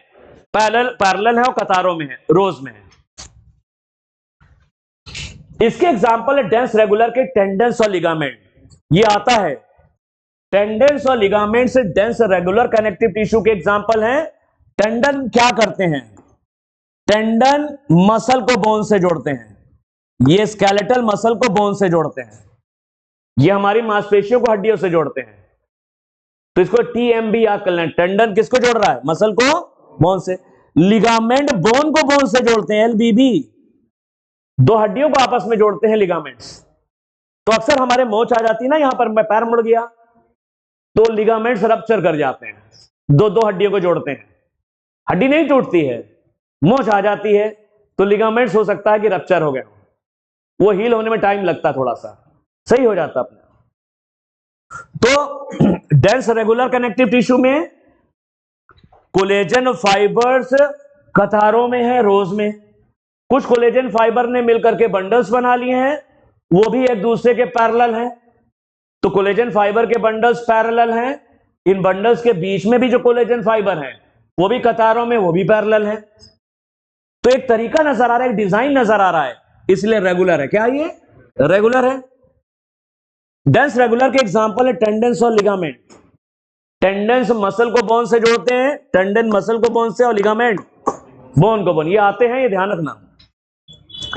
Dense irregular, fibroblast and fibres are oriented differently. Fibroblast और ये फाइबर्स उल्टे सीधे पड़े हुए हैं, कोई पैटर्न नहीं है इसकी तरह, यहां कोई पैरेलल नहीं है। ये फाइब्रोब्लास्ट हैं, ये कोलेजन फाइबर के बंडल्स हैं, ये उल्टा सीधा पड़े रहे हुए, कोई दिशा नहीं, कोई कतारों में नहीं, कोई पैरेलल नहीं। तो fibroblast and fibres are oriented differently. Oriented differently मतलब उल्टे सीधे पड़े हैं, उल्टे सीधे पड़े हैं। ये बंडल इधर भाग रहा है, ये बंडल इधर भाग रहा है, ये बंडल इधर भाग रहा है, सब उल्टा सीधा पड़ा हुआ है। डेंस इरेगुलर है। ये स्किन में पाया जाता है। कहां? तो स्किन के नीचे तुम्हारे एरियोलर टिश्यू भी था, ऊपर था ना, एडिपोज टिश्यू भी स्किन के नीचे था, और ये भी स्किन पे है। तो हमारी स्किन में बहुत सारे टिश्यूज हैं, एरियोलर भी बीनीथ द स्किन, एडिपोज भी बीनीथ द स्किन, और ये भी स्किन के अंदर है। कौन सा? Dense irregular. चलो ये तो हो गया। दो तरह के कनेक्टिव टिश्यू हमने आपको सिखाए। कनेक्टिव टिश्यू तीन प्रकार के हैं, loose connective tissue, dense connective tissue और स्पेशल। लूज आपके दो तरह के हैं, एरियोलर और एडिपोज, दोनों ही स्किन के नीचे होते हैं। एरियोलर कनेक्टिव टिश्यू को कैसे पहचानोगे? एरियोलर कनेक्टिव टिश्यू में फाइब्रोब्लास्ट कोलेजन फाइबर के अलावा मास्ट सेल और मैक्रोफाजेस और मास्ट सेल भी होती है। होती नहीं होती? डायग्राम में देखो। और एडिपोज टिश्यू ये फैट में पाए, फैट को जमा करता है, ये भी स्किन के नीचे है। जो अतिरिक्त चर्बी होती है, अतिरिक्त न्यूट्रिएंट्स होते हैं, वो फैट में बदल जाते हैं और फैट ये एडिपोज टिश्यू की सेल्स एडिपोसाइट में जमा हो जाता है। चलो डेंस, ये तो हो गया लूज, लूज में हो गया एरियोलर और एडिपोज, स्किन के नीचे है। डेंस कनेक्टिव टिश्यू दो तरह के, डेंस रेगुलर और डेंस इरेगुलर। जो डेंस रेगुलर है इसमें फाइब्रोब्लास्ट और कोलेजन फाइबर ये पैटर्न या डिजाइन बना रहे हैं और लगभग पैरेलल हैं। कोलेजन फाइबर के बंडल्स और अलग अलग कोलेजन फाइबर भी, वो भी कतारों में है, पैरेलल है। डेंस रेगुलर में टेंडन्स और लिगामेंट है। टेंडन मसल को बोन से जोड़ता है, लिगामेंट बोन को बोन से जोड़ते हैं। डेंस इरेगुलर में फाइब्रोब्लास्ट और कोलेजन फाइबर और उनके बंडल उल्टा सीधा पड़े रहते हैं। ये स्किन के नीचे, किसके नीचे है? ये स्किन के अंदर है, सॉरी। अब आता है specialised connective tissue. Specialised connective tissue तीन तरह के हैं। कौन कौन से तीन तरह के हैं? कार्टिलेज, बोन और ब्लड। कार्टिलेज, बोन और ब्लड, ब्लड तीन तरह के हैं। चलो कार्टिलेज से शुरू करते हैं।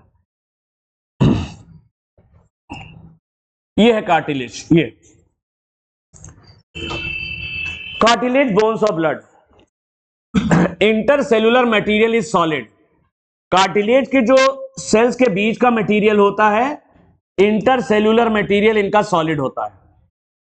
और प्लायबल का मतलब लचीला होता है। दो सेल्स के बीच में जो मटेरियल है वो सॉलिड है और प्लायबल का मतलब लचीला है। तो कार्टिलेज कैसी होती हैं? लचीली होती है। ये कार्टिलेज कैसी है? लचीली है। अगर इनको दबाव दोगे, कंप्रेशन, तो ये टूटती नहीं है। तो ये कंप्रेशन यानी दबाव को बर्दाश्त कर लेती हैं। दे रेजिस्ट कंप्रेशन। अरे दो हड्डी रखो, ऐसे दबाव खट से टूट जाएगी। कार्टिलेज रखो, कस के दबाव, तुम हाथ से कस के कहां टूट रही है? तो intercellular material is solid. Cells के बीच में जो मटेरियल है वो सॉलिड है। प्लायबल का मतलब लचीला, तो कार्टिलेज लचीली होती हैं। कॉन्ड्राइटिन सॉल्ट की वजह से ये लचीली क्यों हो जाती हैं? प्लायबल यानी लचीली होती है कॉन्ड्राइटिन सॉल्ट के कारण, और ये किसी भी तरह के दबाव को बर्दाश्त कर लेती हैं।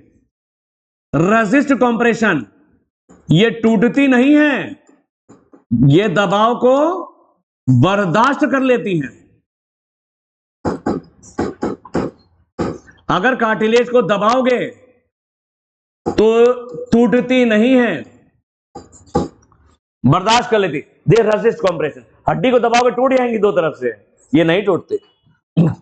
कार्टिलेज की सेल्स कहलाती हैं कॉन्ड्रोसाइट। कार्टिलेज लचीली होती है इन सॉल्ट की वजह से, इन्हें कॉन्ड्राइटिन सॉल्ट कहते हैं। ये कार्टिलेज का सेक्शन। कार्टिलेज की सेल्स कहलाती हैं कॉन्ड्रोसाइट। ये छोटे छोटे कैविटीज के अंदर रहती हैं, ये गड्ढों में रहती हैं, छोटी छोटी कैविटीज के अंदर रहती हैं।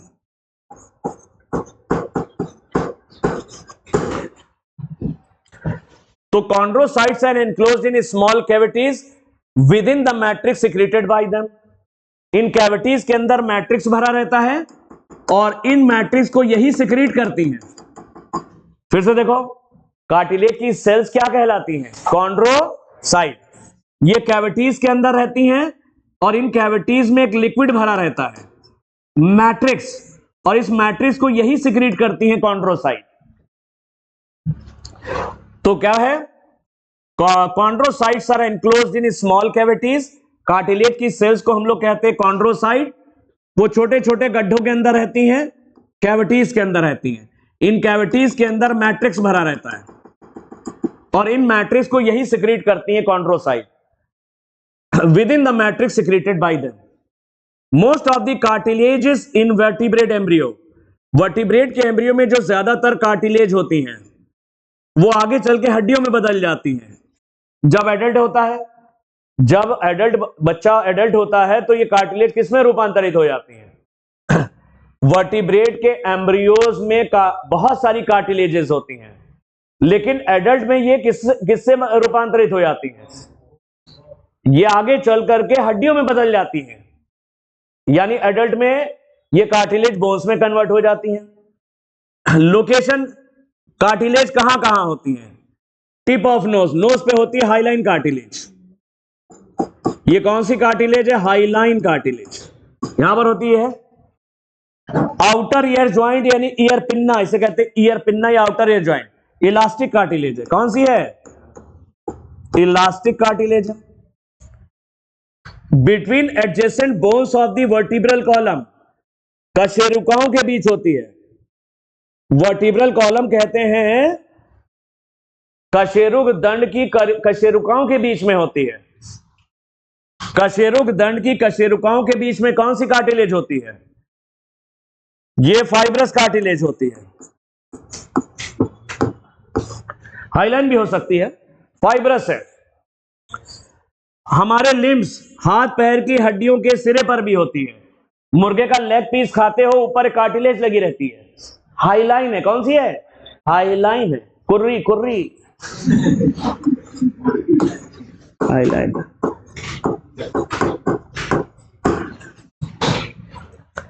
लंबी हड्डियों के सिरे पर भी होती है।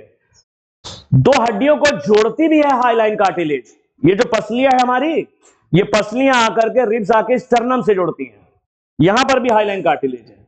तो दो हड्डियों को भी जोड़ती है हाईलाइन कार्टिलेज। चलो देखते हैं कार्टिलेज कहां कहां होती है। नाक के सिरे पर है, कौन सी वाली है? इलास्टिक मत लगा देना, कहना इलास्टिक है, हाईलाइन है। कौन सी है? कान में कौन सी है? कान में ये लचीली, देखो कान ऐसा लचीला है। और हमारी कशेरुकाओं के बीच में है, वो फाइब्रस है। फाइब्रस कार्टिलेज है, हाईलाइन भी हो सकती है, इसको देख लेना, कंफर्म कर लेना। लंबी हड्डियों के सिरे पर भी होती है, जैसे फीमर हड्डी है, मुर्गे का लेग पीस फीमर हड्डी होती है, उसके सिरे पर भी लगी रहती है कुर्री, वो है हाईलाइन। क्या है? हाईलाइन कार्टिलेज है। दो हड्डियों को जोड़ती भी हाईलाइन कार्टिलेज है। ये तो हो गया कार्टिलेज। चलो बोन्स पे आते हैं। बोन्स जो होती है हार्ड होती है और लचीली नहीं होती, नॉन प्लायबल है। हड्डियां हार्ड है, एकदम हार्ड, लचीली नहीं है। ये हार्ड क्यों हो जाती हैं?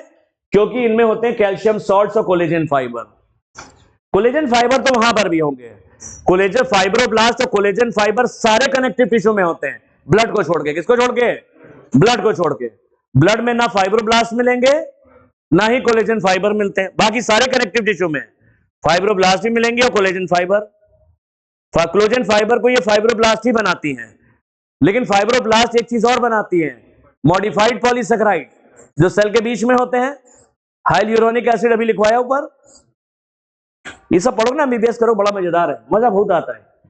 जिंदगी का मजा लेना तो डॉक्टर बन जाओ, बहुत मजा है।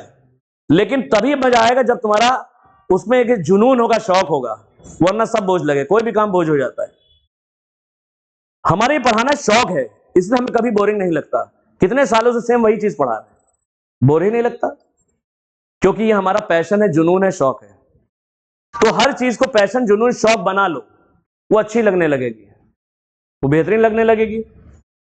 तो क्यों नहीं बना सकते? बना लो। चलो देखते हैं। हड्डियां हार्ड होती हैं, हड्डियां हार्ड होती हैं, लचीली नहीं होती, नॉन प्लायबल है। Matrix rich in calcium salt and collagen fibre, हड्डियों के मैट्रिक्स में कैल्शियम सॉल्ट होते हैं और collagen fibre. In calcium salt से हड्डियों में स्ट्रेंथ आती है, मजबूती। कोलेजन फाइबर भी देते हैं।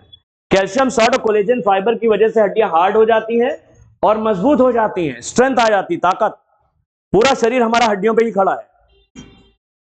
बोन सेल्स को कहते हैं ऑस्टियोसाइट, और ये भी कैविटीज के अंदर होती हैं। इन कैविटीज को लेक्यूनी कहते हैं। बोन सेल्स कहलाती हैं ऑस्टियोसाइट, ये भी छोटे छोटे गड्ढों स्पेसेस में रहती हैं, इनको लेक्यूनी कहते हैं। चलो बोन सेल का थोड़ा सा हम तुमको डिटेल बता दे रहे हैं, आज हल्का सा एक्सप्लेन कर दे रहे हैं। बोन सेल्स भी गड्ढों में रहती हैं, छोटे छोटे गड्ढों को लेक्यूनी कहते हैं। भाई बना डायग्राम इनका, बोन का किधर गया? तो कार्टिलेज बोन का डायग्राम है, नहीं बना, ये कैसे मैं भूल गया। चलो कोई बात नहीं। देखो बोन्स जो होती हैं, ये लंबी बोन है, मान लो ये एक बोन है, ये फीमर, किनारे की तरफ काफी हार्ड होती है। ये कॉम्पैक्ट बोन है। कैसी है? कॉम्पैक्ट बोन है। अंदर स्पॉन्जी होती है, अंदर जालदार होती है, स्पॉन्जी होती है। किनारे की हड्डी कॉम्पैक्ट होती है, काफी हार्ड होती है, और अंदर की स्पॉन्जी होती है। हार्ड बोन का जब आप सेक्शन काटते हो तो उसके अंदर तुम्हें दिखाई पड़ते हैं कुछ यूनिट्स।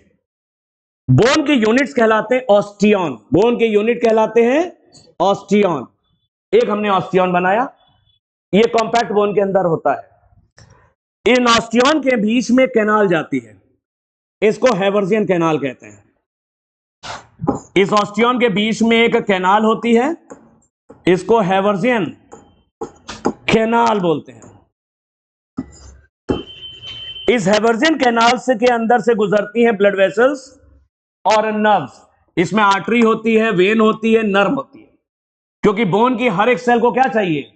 ब्लड, ऑक्सीजन चाहिए, ऑक्सीजन चाहिए, भोजन चाहिए। हर एक सेल को ऑक्सीजन, भोजन। तो यहां पर ब्लड वेसल्स होती हैं, आर्टरी होती है, वेन्स होती है, नर्व्स होती हैं इस हैवर्जियन कैनाल के अंदर। तो बोन्स की यूनिट्स क्या कहलाती है? ऑस्टियन। ये हमने क्या बनाया? ऑस्टियन। ये बोन की यूनिट है। एक ऑस्टियन हमने इधर बना दिया। तो एक बोन के अंदर ढेर सारे ऑस्टियन होते हैं। ऑस्टियन के बीच में कैनाल गुजर रही है, इस कैनाल को क्या कहते हैं? हैवर्जियन कैनाल। ये तो हम बोन को जब ऐसे काट रहे हैं तब ये गोल गोल दिख रहे हैं, लेकिन ये लंबाई में होती कैनाल्स, इस हड्डी की पूरी लंबाई में। ऐसे काटोगे तो गोल गोल दिख रही है, लेकिन जब लंबाई में काटोगे तो ये हैवर्जियन कैनाल तुम्हें ऐसे दिखेगी। ये हैवर्जियन कैनाल, इसकी हैवर्जियन कैनाल। ये हैवर्जियन कैनाल आपस में जुड़ी होती हैं।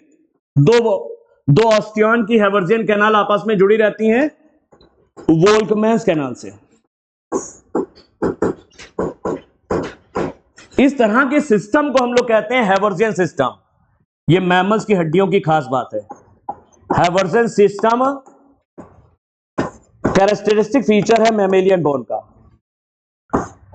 ये कैरेक्टरिस्टिक फीचर है मैमेलियन बोन का।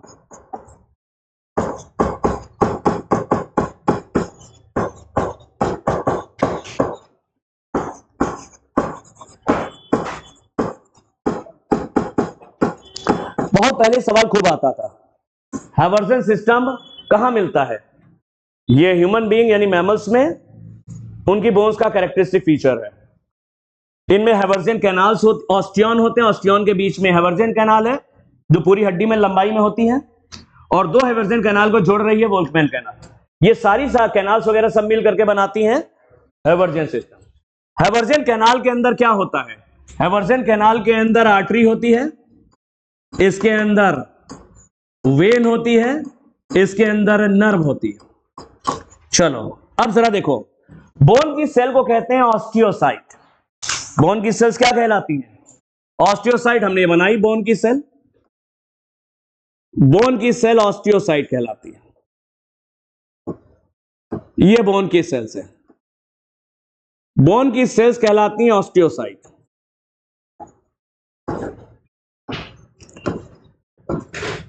बोन की सेल्स ऑस्टियोसाइट छोटे छोटे स्पेसेस में रहती हैं, छोटे छोटे गड्ढों के अंदर रहती हैं।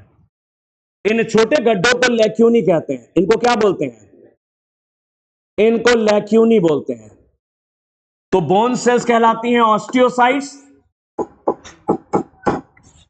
ये हमने बनाया बोन सेल्स, ये छोटे छोटे गड्ढों में रहती हैं, इन गड्ढों को लैक्यूनी कहते हैं। अब जरा देखना, बोन बनी होती कैल्शियम और फॉस्फेट की। बोन के लिए चाहिए कैल्शियम और फास्फोरस, कैल्शियम और हड्डियों की ग्रोथ के लिए चाहिए कैल्शियम और फास्फोरस। हड्डियों में जो मटेरियल जमा होता है वो लेयर के रूप में जमा होता है। अगर पतली हड्डी तो एक कम लेयर होंगी, और मोटी हड्डी है तो लेयर बढ़ती जाती है। तो बोन का जो मटेरियल है वो लेयर के रूप में जमा होता है। लेयर्स को लैमेली बोलते हैं। लेयर्स को क्या बोलते हैं? लैमेली बोलते हैं। अब जरा समझना, बताना क्या चाह रहा है। हड्डियों की सेल्स हमने ऑस्टियोसाइट कहते हैं, और ये छोटे छोटे स्पेसेस में है, गड्ढे में है, इनको बोलते हैं लैक्यूनी।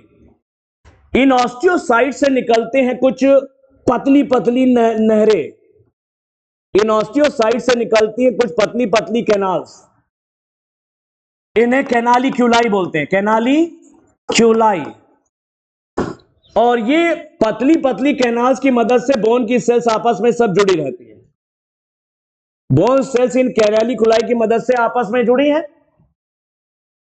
फिर से देखो, सब हो गया, जब हड्डी का सेक्शन काटते हो किनारे वाली हड्डी यानी कॉम्पैक्ट बोन का, तो तुम्हें गोल गोल तुम्हें यूनिट्स दिखाई पड़ती है, ऑस्टियन कहते हैं। ऑस्टियन के बीच से गुजरती हैवर्जियन कैनाल। हैवर्जियन कैनाल के अंदर आर्टरी है, वेन है, नर्व है। हैवर्जियन कैनाल आपस में अंदर जुड़ी होती है वोल्कमैन कैनाल से। इस पूरे सिस्टम को कहते हैं हैवर्जियन सिस्टम। मैमेलियन बोन का कैरेक्टरिस्टिक फीचर है। बोन की सेल्स कहलाती हैं ऑस्टियोसाइट। स्पेसेस के अंदर है, छोटे छोटे गड्ढों में है, लेक्यूनी बोलते हैं। क्या बोलते हैं? बोन बनी होती है कैल्शियम और फास्फोरस से। तो कैल्शियम और फास्फोरस लेयर के रूप में जमा होता जाता है। लेयर्स को लैमेली बोलते हैं, लेयर्स को लैमेली। बोन की सेल ऑस्टियोसाइट है, इनसे छोटी छोटी कैनाल से निकलती हैं, पतली पतली नालियां, इन्हें कैनालिक्यूलाई बोलते हैं, इन्हें कैनालिक्यूलाई। अब देखो जादू, देखो जो ऊपर वाले ने बनाया बहुत जबरदस्त। इधर आर्टरी है, आर्टरी में है प्योर ब्लड। क्या है? शुद्ध रक्त, उसमें ऑक्सीजन है। आर्टरी के अंदर प्योर ब्लड है। ये ब्लड कैनालिक्यूलाई के जरिए एक बोन सेल से दूसरी बोन सेल में चला जाता है। तो हर एक सेल को ब्लड और ऑक्सीजन मिल जाती है। हर एक सेल को ब्लड एंड ऑक्सीजन किसके जरिए? इन पतली पतली नालियों के जरिए जो ऑस्टियोसाइट से निकलती हैं बोन सेल से। कुछ आइडिया लग रहा कि बोन कैसी दिखती है? अब बहुत ज्यादा तो नहीं बताया तो भाई दिक्कत हो जाएगी, क्योंकि है सब नहीं तुम्हारा, लेकिन सवाल करने में तुम्हें आसानी हो जाएगी। अब लेक्यूनी हमको नहीं समझ, एनसीईआरटी ने गलत लेबलिंग किया हुआ है। उसने हैवर्जियन कैनाल को कुछ और लेबल कर दिया है। वो हैवर्जियन कैनाल जिसको अलग लेबल किया हुआ है, कुछ और लेबलिंग गलत है एनसीईआरटी के डायग्राम में। हैवर्जियन कैनाल बीच में है, ये ऑस्टियन हो गया। देखो ऑस्टियन, हैवर्जियन कैनाल, ऑस्टियोसाइट, लेक्यूनी। क्या? लेक्यूनी। ऑस्टियोसाइट से निकली है पतली पतली नालियां। ये पतली पतली नालियों को कैनालिक्यूलाई कहते हैं। क्या बोलते हैं? कैनालिक्यूलाई, जो एक बोन सेल को दूसरी बोन सेल से जोड़ देती हैं। ब्लड यहां से आया आर्टरी के जरिए, हैवर्जियन कैनाल के अंदर आर्टरी, वेन, नर्व सब है। ब्लड आया आर्टरी के जरिए, ब्लड में ऑक्सीजन है, और इन्हीं कैनालिक्यूलाई के जरिए एक बोन सेल से कहां चला गया? दूसरी बोन सेल में, जहां पर जाकर के ये ऑक्सीजन यूज हो गई, कार्बन डाइऑक्साइड बन गई, और कार्बन डाइऑक्साइड भी इन कैनालिक्यूलाई के जरिए यहां पर आ गई, वेन्स में आ जाएगी। किसमें आ जाएगी? क्योंकि हैवर्जियन कैनाल में वेन्स भी होती है, उसमें आ जाएगी। तो ये है, इसका फोटो ले लो, बनाना मत, फोटो ले लो सिर्फ। बोन हार्ड कैसे हो जाती है? बोन हार्ड होती है कैल्शियम और फास्फोरस की वजह, खास करके कैल्शियम सॉल्ट। बोन में कैल्शियम सॉल्ट से ज्यादा होते हैं, हार्ड और नॉन प्लायबल होती है, लचीली नहीं होती। लेकिन हड्डियों में कैल्शियम के अलावा फास्फोरस भी होता है, यह अलग से ध्यान रखना। बोन्स की यूनिट क्या कहलाती है? ऑस्टियन। ऑस्टियन के बीच में क्या है? हैवर्जियन कैनाल। हैवर्जियन कैनाल के अंदर क्या है? आर्टरी, वेन्स और नर्व्स है। हैवर्जियन कैनाल और वोल्कमैन कैनाल सब मिलकर बनाती हैं हैवर्जियन सिस्टम। मैमेलियन बोन में पाया जाता है। बोन की सेल्स क्या कहलाती हैं? ऑस्टियोसाइट्स। बोन का मटेरियल लेयर में जमा होता है, लेयर मतलब लैमेली। ऑस्टियोसाइट गड्ढों के अंदर है, लेक्यूनी। ऑस्टियोसाइट से नालियां निकल रही हैं, कैनाल्स पतली पतली, कैनालिक्यूलाई। दो बोन सेल्स आपस में जुड़ी रहती हैं नालियों के जरिए, कैनालिक्यूलाई के जरिए। तो यहां से आर्टरी से ब्लड आता है, यहां पर आर्टरी है, इस आर्टरी से ब्लड कैनालिक्यूलाई के जरिए सारी बोन सेल में चला जाता है। ब्लड के जरिए ऑक्सीजन पहुंच जाती है, ऑक्सीजन यूज होकर कार्बन डाइऑक्साइड बन गई, कैनालिक्यूलाई के जरिए वापस आती है और वेन में आ जाती है। बीच में वेन भी है। चलो नेक्स्ट पढ़ते हैं। बोन फिर से देख लो एक बार। हार्ड और नॉन प्लायबल मैट्रिक्स होता है। इनका मैट्रिक्स हार्ड होता है, लचीला नहीं होता। मैट्रिक्स में ढेर सारे पाए जाते हैं कैल्शियम सॉल्ट और कोलेजन फाइबर, जिससे हड्डियों को मजबूती मिलती है, स्ट्रेंथ। बोन की cell osteocyte are present in spaces called lacunae. NCERT ने इतना ही दिया है। बोन की कोशिकाएं जिन्हें ऑस्टियोसाइट्स कहते हैं, वो छोटे छोटे गड्ढों में है, जिन्हें लेक्यूनी कहते हैं। बोन क्या करती हैं? Provides structural frame to the body. ये हमारा ढांचा बनाती हैं, शरीर, शारीरिक ढांचा तैयार करती हैं हड्डियां, skeleton. Support and protect softer tissues and organ. ये शरीर के अंदर जो सॉफ्ट टिश्यूज और ऑर्गन है उनकी सुरक्षा करती हैं। हड्डियां हैं चारों तरफ, अंदर सॉफ्ट टिश्यू और ऑर्गन की सुरक्षा करती हैं हड्डियां। लिम्ब बोन्स सर्व वेट बियरिंग फंक्शन। हाथ पैर की हड्डियां हमारे शरीर का वजन ढोती हैं। हमारे सारे शरीर का वजन फीमर के ऊपर है और टिबियोफिबुला के ऊपर है, हड्डियों के ऊपर है। तो ये शरीर का वजन ढोती हैं हड्डियां। तो हड्डियां क्या करती हैं? स्ट्रक्चरल फ्रेम बनाती हैं, ढांचा शरीर का तैयार करती हैं, सपोर्ट करती है, प्रोटेक्ट करती है, सुरक्षा करती है टिश्यूज और ऑर्गन को। जो मुलायम है, सॉफ्ट है, उनको कवर करती हैं, सॉफ्ट प्रोटेक्ट करती हैं। लंब बोन्स हाथ पैर की हड्डियां, खास करके पैर की हड्डियां वेट बियरिंग फंक्शन है, हमारे शरीर का वजन ढोती हैं। एसोसिएटेड विद स्केलेटल मसल्स, ये हड्डियां हमारी मांसपेशियों से चिपकी रहती हैं। कौन सी मांसपेशियों से? स्केलेटल मसल, हड्डियों से चिपकी रहती हैं skeletal muscles. Help in locomotion and movement, तो हड्डियां और ये मसल्स मिल करके लोकोमोशन और मूवमेंट कराती हैं। मूवमेंट तो एक ही जगह पे खड़े खड़े भी हो सकता है और एक स्थान से दूसरे स्थान चले गए तो लोकोमोशन। तो मांसपेशियों यानी स्केलेटल मसल्स और हड्डियों की मदद से हमारा लोकोमोशन और मूवमेंट होता है। Bone marrow is the site of production of, अब आ गया ब्लड। अच्छा, नहीं तो लंबी हड्डियों के सिरों पे लाल रंग का गूदा होता है।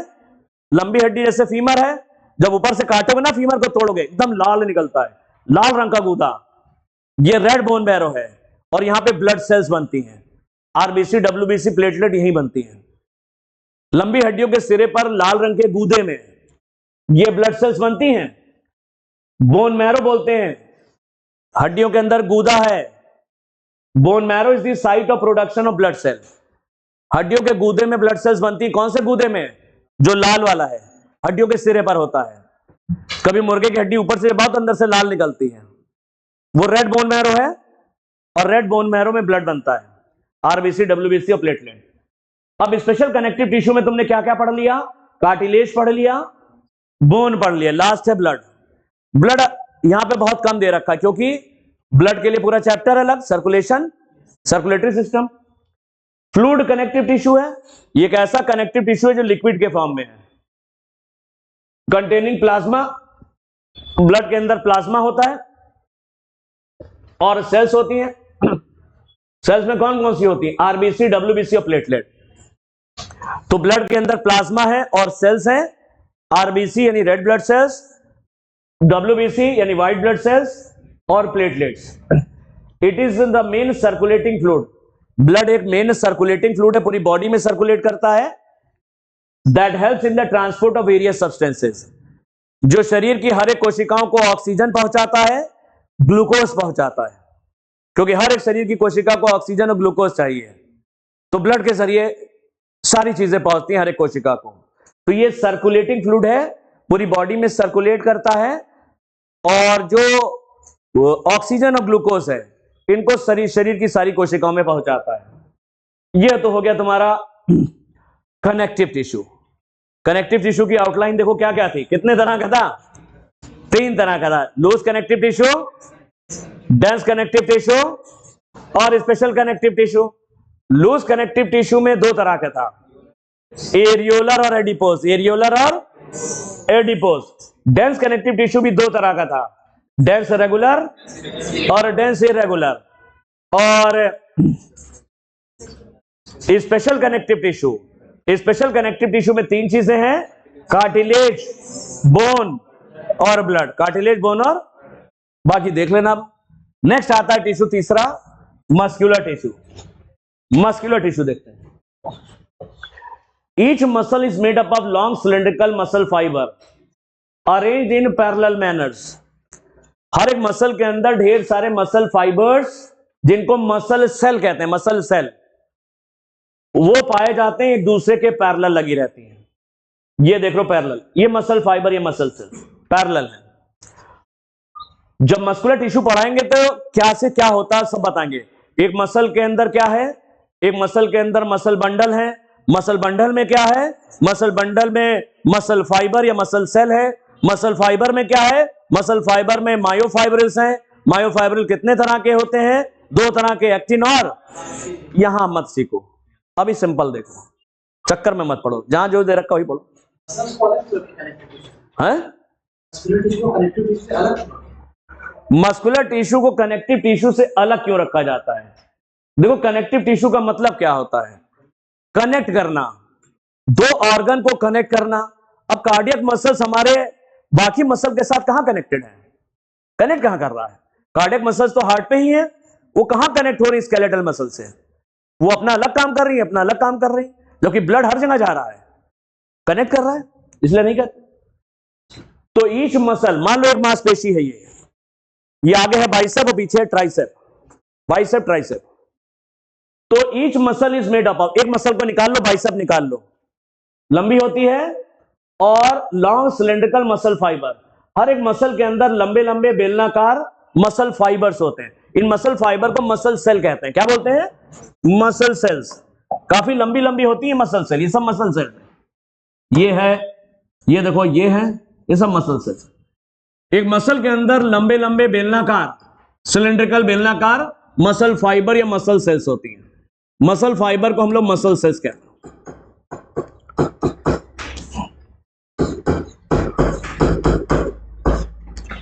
अरेंज इन पैरेलल, पैरेलल लगे हैं, ये सब पैरेलल है, पैरेलल लगे रहते हैं। Muscle fibres are composed of many fine fibrous. एक मसल फाइबर या मसल सेल के अंदर और पतले धागे होते हैं, इनको मायोफाइब्रस कहते हैं। और ये दो प्रकार के होते हैं, एक्टिन और मायोसिन। एक्टिन और, बहुत डिटेल में पढ़ाएंगे आगे।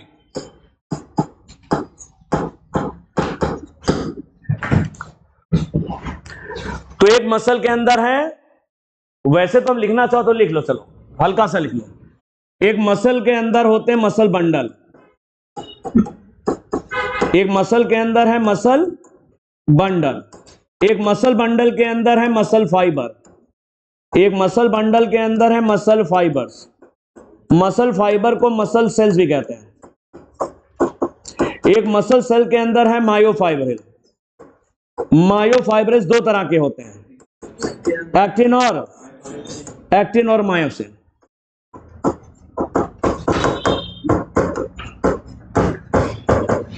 ये फोटो ले लो, इसमें मसल बंडल दे नहीं रखा, कोई दिक्कत नहीं।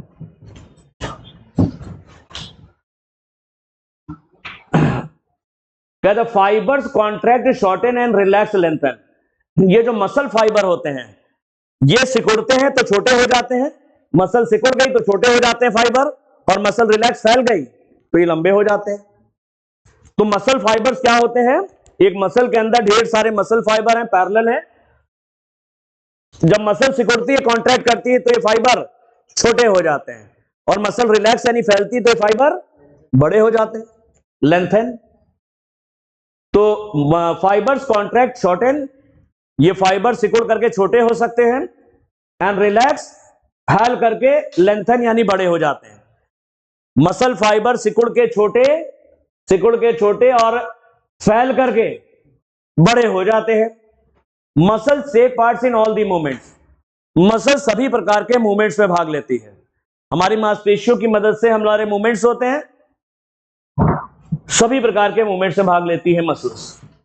मसल्स तीन तरह की होती हैं, स्केलेटल मसल, स्मूथ मसल्स और कार्डियक मसल। तीनों में अंतर है। स्केलेटल मसल्स हमारी हड्डियों से चिपकी रहती हैं, वो मांसपेशियां जो हड्डियों से चिपकी रहती हैं स्केलेटल मसल है। स्मूथ मसल्स हमारी आंतों की दीवार पर, गर्भाशय यानी यूट्रस की दीवार पर, फैलोपियन ट्यूब की दीवार पर, यहां सब दीवारों पे होती हैं। आंतों की दीवार पर, गर्भाशय की यानी यूट्रस की दीवार पर स्मूथ मसल्स होती हैं। और कार्डियक मसल्स हमारे हृदय की दीवार पर होती हैं, हार्ट की दीवार पर। तो तीनों की लोकेशन कहां हो गई? स्केलेटल मसल्स कहां है? जो हड्डियों से चिपकी हैं, वो मांसपेशियां जो हड्डियों से चिपकी हैं वो स्केलेटल है, और वो मांसपेशियां जो हमारी आंतों की दीवार या गर्भाशय की दीवार पर हैं वो स्मूथ मसल्स हैं, और वो मांसपेशियां जो हृदय की दीवार पर हैं वो कार्डियक मसल्स हैं। चलो स्केलेटल मसल से देखते हैं। अटैच टू बोन्स, ये हड्डियों से चिपकी रहती हैं, जैसे बाइसेप्स और ट्राइसेप। आगे वाली बाइसेप, नीचे वाली ट्राइसेप, डोला शोला, बाइसेप और ट्राइसेप स्केलेटल मसल्स हैं। इन पे धारियां पाई जाती हैं, इन मांसपेशियों में तुमको धारियां मिलती हैं। स्केलेटल मसल्स में तुमको लाइट और डार्क बैंड दिखते हैं, ये जो धारियां दिख रही हैं, dark band, light band, dark band, light band, dark band, light band, dark band, light band, dark band, light. ये डार्क और लाइट बैंड एक्टिन और मायोसिन के मायोफाइब्रिल बनाते हैं। एक्टिन और मायोसिन अभी लिखा था, यही बनाते हैं डार्क और लाइट बैंड। डार्क और लाइट बैंड धारियों जैसे दिखते हैं, तो ये स्ट्राइटेड होती है। कैसी मसल्स हैं? स्ट्राइटेड, धारियां हैं इसमें, और इन धारियों को बनाते हैं एक्टिन और मायोसिन। कैसे बनाते हैं आगे सिखाएंगे। तो इन मांसपेशियों पे धारियां पाई जाती हैं। धारियां का मतलब लाइट बैंड और डार्क बैंड होते हैं। ये लाइट और डार्क बैंड को बनाता कौन है? एक्टिन और मायोसिन बनाते हैं, जो आगे सिखाएंगे, चिंता ना करना। बस इतना ध्यान रखो, ये स्ट्राइप्ड हैं, यानी स्ट्राइशंस होते हैं। Striations are present in muscle fibre. ये धारियां दिख रही हैं, जो गहरी वाली है डार्क बैंड है, और बीच में light band, dark band, light band होते हैं। Muscle fibres are bundled together in a parallel fashion. ये मसल फाइबर्स एक दूसरे के पैरेलल होते हैं, और चारों तरफ इनके कनेक्टिव टिश्यू आपस में देखो चिपके भी हैं, और चारों तरफ कनेक्टिव टिश्यू की शीट से घिरे रहते हैं। इनके चारों तरफ क्या होती है? कनेक्टिव टिश्यू की शीट होती है, कनेक्टिव टिश्यू की चादर से घिरे रहते हैं। तो muscle fibres are bundle together in a parallel fashion. Muscle fibre इकट्ठा हो गए हैं, एक साथ बंडल बना रहे हैं, और पैरेलल है। कैसे हैं? पैरेलल है। A sheath of tough connective tissue encloses several bundle। कई एक बंडल को चारों तरफ से घेर लेती है एक मजबूत कनेक्टिव टिश्यू की लेयर, एक मजबूत कनेक्टिव टिश्यू की चादर। इस तरह के कई एक बंडल को चारों तरफ से घेर लेती है। तो a sheath of tough connective tissue encloses several bundles of muscle fiber। चलो इनको देखो, स्ट्राइटेड। स्केलेटल मसल्स कैसी होती हैं? स्केलेटल मसल्स स्ट्राइटेड होती हैं। स्ट्राइटेड का मतलब इन पे धारियां पाई जाती हैं। धारियां का मतलब डार्क बैंड और लाइट बैंड दिखते हैं। ये डार्क बैंड और लाइट बैंड एक्टिन और मायोसिन के फिलामेंट मिल करके बनाते हैं, तो इन पे हमको धारियां नजर आ रही, धारियों को स्ट्राइशंस कहते हैं। तो ये स्ट्राइप्ड मसल्स हैं। कैसी हैं? स्ट्राइप्ड मसल्स हैं। दूसरी बात, ये मसल फाइबर या मसल सेल्स पैरेलल हैं और बंडल बना रहे हैं, और कई एक बंडल के चारों तरफ एक क्या होती है? एक मजबूत सी, एक टफ कनेक्टिव टिश्यू की शीट से ढके रहते हैं, एनक्लोज्ड है। दो बातें मेरे कहने से और पढ़ लेना इनके बारे में। ये स्केलेटल मसल्स जो होती हैं, इसमें एक मसल सेल के अंदर ढेर सारे न्यूक्लियस होते हैं। ये मल्टी न्यूक्लिएट होती है। कैसी होती हैं? अरे एक मसल सेल के अंदर ढेर सारे न्यूक्लियस होते हैं। ये मल्टी न्यूक्लिएट या सिनसीशियल होती हैं। मल्टी न्यूक्लिएट, ढेर सारे न्यूक्लियस होते हैं मसल फाइबर में। मल्टी न्यूक्लिएट को कहते हैं सिनसीशियल। ये मल्टी न्यूक्लिएट या सिनसीशियल होती हैं। आया हुआ सवाल इसलिए मैंने लिख दिया। हर एक मसल फाइबर में एक से ज्यादा न्यूक्लियस होते हैं। मल्टी न्यूक्लिएट को सिनसीशियल कहते हैं। तो ये मल्टी न्यूक्लिएट सिनसीशियल है। और दूसरी लास्ट बात, ये वॉलेंट्री होती हैं। अपनी इच्छा से इनका मूवमेंट हम करा सकते हैं। ये हमारे नर्वस सिस्टम के कंट्रोल में होती हैं, ऐच्छिक कंट्रोल में होती हैं। हमारे नर्वस सिस्टम के ऐच्छिक कंट्रोल में है, ये वॉलेंट्री कंट्रोल में होती है। इनको हम जब चाहे मूव करा ले, सिकोड़ ले, फैला ले, सिकोड़ ले, हमारी इच्छा के अनुसार काम करती हैं। तो ये वॉलेंट्री है। कैसी हैं? वॉलेंट्री। इतना याद कर लेना। फिर से देखो, और इसमें ढेर सारे माइटोकॉन्ड्रिया होते हैं, क्योंकि हम लोग बहुत काम लेते हैं, तो इनमें ऊर्जा बहुत चाहिए, तो इनके अंदर ढेर सारे माइटोकॉन्ड्रिया खूब होते हैं। बोल लो। अभी देखो, स्केलेटल मसल्स के बारे में बताओ। स्केलेटल मसल्स जो होती हैं, ये कौन सी मसल्स है जो हड्डियों से चिपकी हैं? पहली बात, इन पे धारियां नजर आ रही, डार्क बैंड और लाइट बैंड, स्ट्राइटेड है। कैसी हैं? स्ट्राइटेड है। अपनी इच्छा से इनका मूवमेंट हम करा सकते हैं। ये वॉलेंट्री है। तो ये voluntary control of nervous system, nervous system के वॉलेंट्री कंट्रोल में होती हैं। ये मसल फाइबर या मसल सेल्स एक दूसरे के पैरेलल होते हैं। एक मसल सेल या मसल फाइबर में ढेर सारे न्यूक्लियस होते हैं। ये मल्टी न्यूक्लिएट या सिनसीशियल होती है, जबकि ये दोनों यूनी न्यूक्लिएट हैं। ये दोनों कैसी हैं? यूनिन्यूक्लिएट आगे होंगी अभी। नेक्स्ट, मसल फाइबर के बंडल्स, बहुत सारे मसल फाइबर मिलकर बंडल बनाते हैं और ढेर सारे बंडल चारों तरफ से कवर्ड रहते हैं, एक टफ कनेक्टिव टिश्यू की शीट से कवर्ड रहते हैं। ये होते हैं, अरे करेली खाते ना, करेली नहारी में करेली, वही है करेली वाला पीस ना। स्मूथ मसल्स में आओ, स्मूथ मसल्स में आओ, एक साथ एक कनेक्टिव टिश्यू की शीट से रहती है। स्मूथ मसल में आओ, ये नीचे इधर देखो, ये मसल फाइबर देखो, दोनों सिरे पर पतले हैं, बीच से फूले मूली की तरह, तो ये फ्यूजी फॉर्म होती है, मूली जैसी होती है, ये फ्यूजी फॉर्म है।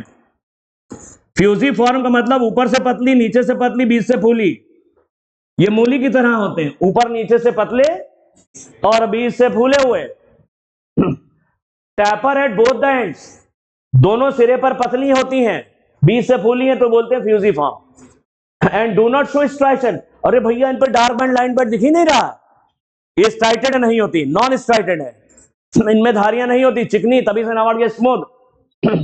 स्मूथ का मतलब चिकनी है, कोई धारी वारी नहीं है, no dark band, no light band. Cell junctions hold them together and they are bundled together in a connective tissue sheet.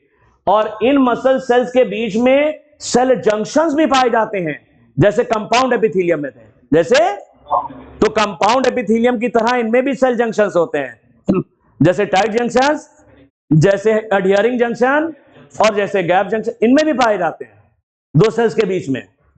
और ये भी कनेक्टिव टिश्यू की शीट से कवर्ड रहती हैं, जैसे ऊपर वाली कवर्ड है, bundle together in a connective tissue sheet, ये भी कनेक्टिव टिश्यू की शीट से घिरी रहती है। तो देख लो, smooth muscle taper at both the end, दोनों सिरे पर पतली होती हैं, and do not show striations, इनके ऊपर लाइट बैंड और डार्क बैंड यानी धारियां नहीं होती, ये स्मूथ होती हैं, चिकनी। Cell junctions hold them together, cell junctions पाए जाते हैं जिससे आपस में जुड़ी रहती हैं, ये दो मसल फाइबर जुड़े रहते हैं, चिपके रहते हैं, and bundle together in a connective tissue sheet, ये भी कनेक्टिव टिश्यू शीट से कवर्ड रहती हैं। लेकिन ये इनवॉलेंट्री होती, अनैच्छिक होती हैं, इनको अपनी इच्छा से हम मूवमेंट नहीं करा सकते। ये कैसी हैं? इनवॉलेंट्री होती हैं। नर्वस सिस्टम के इनवॉलेंट्री कंट्रोल में है, हम इनको अपनी इच्छा के अनुसार इनका मूवमेंट नहीं करा सकते। कहां कहां होती है? Wall of internal organ such as blood vessel, हमारे आर्टरी और वेन्स की दीवार पर होती हैं, ब्लड वेसल्स की दीवार पे होती है, स्टमक और इंटेस्टाइन की दीवार पर भी है, हमारे पेट की और आंत की दीवार पर भी है। अपनी इच्छा के अनुसार इनका मूवमेंट हम नहीं करा सकते। बाबा रामदेव कराते हैं, ऐसे पेट घुमा लेते, वो करा सकते हैं, वो पेट अंदर इधर करके इधर हिस्सा कर लेते हैं, हम लोग नहीं करा सकते। अनैच्छिक पेशियां कैसी हैं? अनैच्छिक पेशियां हैं, ये यूनिन्यूक्लिएट होती, कैसी होती हैं? एक न्यूक्लियस होता है, यूनिन्यूक्लिएट।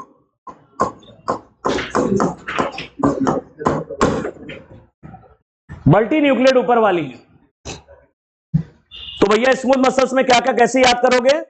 स्मूथ का मतलब इसमें धारियां तो है नहीं, light band dark band, striations absent है, और ये फ्यूजी फॉर्म है, ऊपर नीचे से पतली है, और सेल्स के बीच में जंक्शंस भी होते हैं जिससे आपस में चिपकी रहती हैं, और कनेक्टिव टिश्यू की शीट से भी घिरी रहती हैं। अपनी इच्छा के अनुसार इनका मूवमेंट करा नहीं सकते, इनवॉलेंट्री, और एक ही न्यूक्लियस है, यूनिन्यूक्लिएट। माइटोकॉन्ड्रिया वगैरह बहुत कम होते हैं, इनमें बहुत ज्यादा होते हैं। इधर आओ, ब्लड सप्लाई भी इनमें कम होती है, ब्लड सप्लाई ऊपर वाले में ज्यादा है, स्ट्राइटेड में। ये स्मूथ कहां पाई जाती हैं? हमारे ब्लड वेसल की दीवार पर, स्टमक और इंटेस्टाइन की दीवार पर होती हैं, इनवॉलेंट्री हैं। कार्डियक मसल, कार्डियक मसल कहां होती है? फाउंड ओनली इन हार्ट, ये हार्ट में ही होती है। Cell junction fuse the plasma membrane of cardiac muscle cell and make them stick together, इनमें भी सेल जंक्शंस हैं, इनमें भी क्या पाए जाते हैं? तो सेल जंक्शन तुम्हें तीन जगह नजर आ रहा है, कंपाउंड एपिथेलियम की सेल्स के बीच में, स्मूथ मसल्स की सेल्स के बीच में, और कार्डियक मसल सेल्स के बीच में, यहां पर भी होते हैं cell junctions. Cell junctions fuse the plasma membrane of cardiac muscle cell, cell junctions दो कार्डियक मसल सेल्स की प्लाज्मा मेम्ब्रेन फ्यूज करके बनाती है cell junction, make them stick together. तो ये कार्डियक मसल सेल्स आपस में स्टिक हो जाती हैं, चिपक जाती हैं, क्योंकि इन सेल्स के बीच में होते हैं सेल जंक्शन। लेकिन एक चीज दिखाना, एक दो बातें, एक तो ये ब्रांच्ड होती हैं, इनमें शाखाएं दिख रही है ना, ये यूनिन्यूक्लिएट और ब्रांच है, ये यूनिन्यूक्लिएट और ब्रांच होती हैं। इनमें भी एक ही न्यूक्लियस होता है, लेकिन ये ब्रांचेस दिख रही ना, ये ब्रांच है, कैसी हैं, and branch.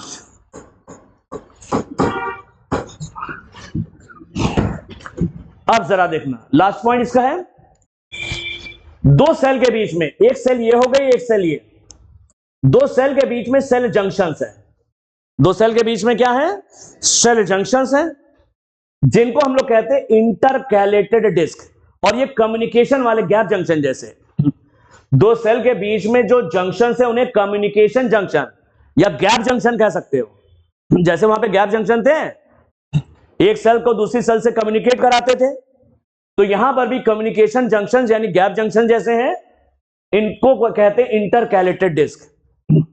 Eight some fusion point, दो कार्डियक मसल्स के बीच में पाए जाते हैं कुछ जगह पे कम्युनिकेशन जंक्शन, जिनको इंटरकैलेटेड डिस्क भी कहते हैं। Allow this cells to contract as a unit, अगर एक सेल कॉन्ट्रैक्ट करती है तो कम्युनिकेशन जंक्शंस की मदद से ये संकेत, ये स्टिमुलस इस सेल से इस सेल में आ जाता है, तो ये भी कॉन्ट्रैक्ट करने लगती है। तो अगर हार्ट की एक सेल कॉन्ट्रैक्ट करती है कार्डियक मसल सेल, तो कम्युनिकेशन जंक्शंस की मदद से ये सिग्नल सारी सेल्स में पहुंच जाता है और हार्ट हमारा एक यूनिट की तरह कॉन्ट्रैक्ट करता है। तो ये कम्युनिकेशन जंक्शंस करते क्या है, किसी भी स्टिमुलस को ये सारी सेल में पहुंचा देते हैं। इन कम्युनिकेशन जंक्शन को कहते हैं intercalated disc. At some fusion point, दो कार्डियक मसल्स के कुछ फ्यूजन पॉइंट्स पे पाए जाते हैं। Allow this cells to contract as a unit, इनकी वजह से हार्ट की सारी सेल्स एक साथ कॉन्ट्रैक्ट करती हैं, एक इकाई की तरह, एक यूनिट की तरह सारी कार्डियक मसल सेल्स एक साथ कॉन्ट्रैक्ट करती हैं। That is one cell when receives a signal to contract, अगर एक सेल को कॉन्ट्रैक्ट करने का सिग्नल मिला, its neighbours are also stimulated to contract, इसके पड़ोस वाली कोशिकाओं में वो सिग्नल पहुंच जाता है, वो भी कॉन्ट्रैक्ट करती हैं मिलकर के एक साथ। तो इनमें कार्डियक मसल सेल के बीच बीच में नजर आते हैं कम्युनिकेशन जंक्शंस या इंटरकैलेटेड डिस्क, ये कुछ गैप जंक्शन जैसे हैं। जब एक सेल कॉन्ट्रैक्ट करती है कार्डियक मसल सेल, तो ये स्टिमुलस बगल वाली सेल में भी पहुंच जाता है, बगल वाली भी कॉन्ट्रैक्ट करती है, तो हार्ट की सेल्स मिल करके एक साथ कॉन्ट्रैक्ट करती हैं, क्योंकि कोई भी सिग्नल आता है वो इन कम्युनिकेशन जंक्शंस के द्वारा हार्ट की सारी सेल्स में पहुंच जाता है और हार्ट एक यूनिट की तरह कॉन्ट्रैक्ट करता है, एक साथ एक इकाई की तरह कॉन्ट्रैक्ट करता है। तो communication junctions intercalated disc at some point fusion points allow the cells to contract as a unit, that is one when one cell receives a signal to contract, जब एक सेल को कॉन्ट्रैक्ट करने का signal मिला, संकेत मिला, its neighbours, उसकी पड़ोसी कोशिकाएं, और ऑल्सो स्टिमुलेटेड टू कॉन्ट्रैक्ट, पड़ोसी कोशिकाएं भी कॉन्ट्रैक्ट करने लगती हैं। तो ये इंटरकैलेटेड डिस्क कह लो या कम्युनिकेशन जंक्शन, एक सेल को कॉन्ट्रैक्ट करने का सिग्नल मिला तो इन्हीं कम्युनिकेशन जंक्शन से सारी सेल में पहुंच जाता है कार्डियक मसल सेल, सब एक यूनिट की तरह कॉन्ट्रैक्ट करती हैं, सिकुड़ती हैं, तो हार्ट एक साथ एक यूनिट की तरह कॉन्ट्रैक्ट करता है। हार्ट की कार्डियक मसल सेल जो होती है ये स्ट्राइप्ड होती हैं, कैसी है ये भी धारियां दिख रही हैं, तो ये कार्डियक मसल सेल भी स्ट्राइप्टेड होती हैं और इनवॉलेंट्री है, अपनी इच्छा से इनका मूवमेंट हम नहीं करा सकते, और यूनिन्यूक्लिएट होती है।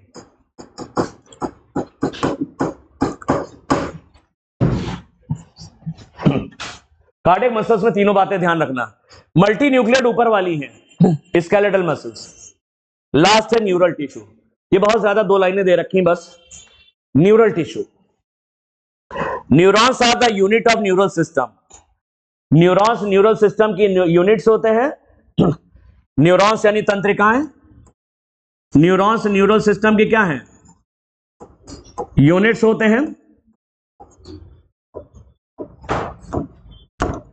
ये न्यूरॉन है, न्यूरॉन न्यूरल सिस्टम की यूनिट है। न्यूरॉन्स कहते हैं एक्साइटेबल सेल हैं, इनको उत्तेजित किया जा सकता है, इनमें करंट दौड़ती है। मसल सेल्स भी होती हैं एक्साइटेबल, आगे हम बताएंगे। मसल सेल भी एक्साइटेबल है और न्यूरॉन भी एक्साइटेबल है, यानी इस पे आप करंट पैदा कर सकते हैं। न्यूरॉन एक्साइटेबल सेल्स है, मसल्स भी होती हैं, इनमें करंट पैदा की जा सकती है। दैट कैरी इंपल्सेस, जो करंट को कैरी करती हैं, इंपल्स को कैरी करती हैं। न्यूरॉन एक्साइटेबल सेल, इनको उत्तेजित किया जा सकता है, इन पे इंपल्स यानी करंट पैदा हो जाती है, जो एक न्यूरॉन से दूसरे न्यूरॉन में चली जाती है।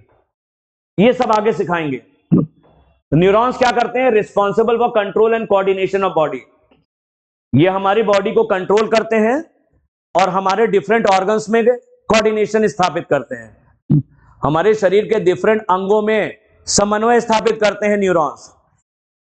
तो न्यूरॉन्स ये कंट्रोल, हमारे न्यूरॉन डैमेज हो जाए, पार्किंसन हो जाती है, तो कहां चल पाते? ऐसे से हाथ कांप रहा है, नहीं चल पा रहा है, न्यूरॉन्स गड़बड़ हो गए।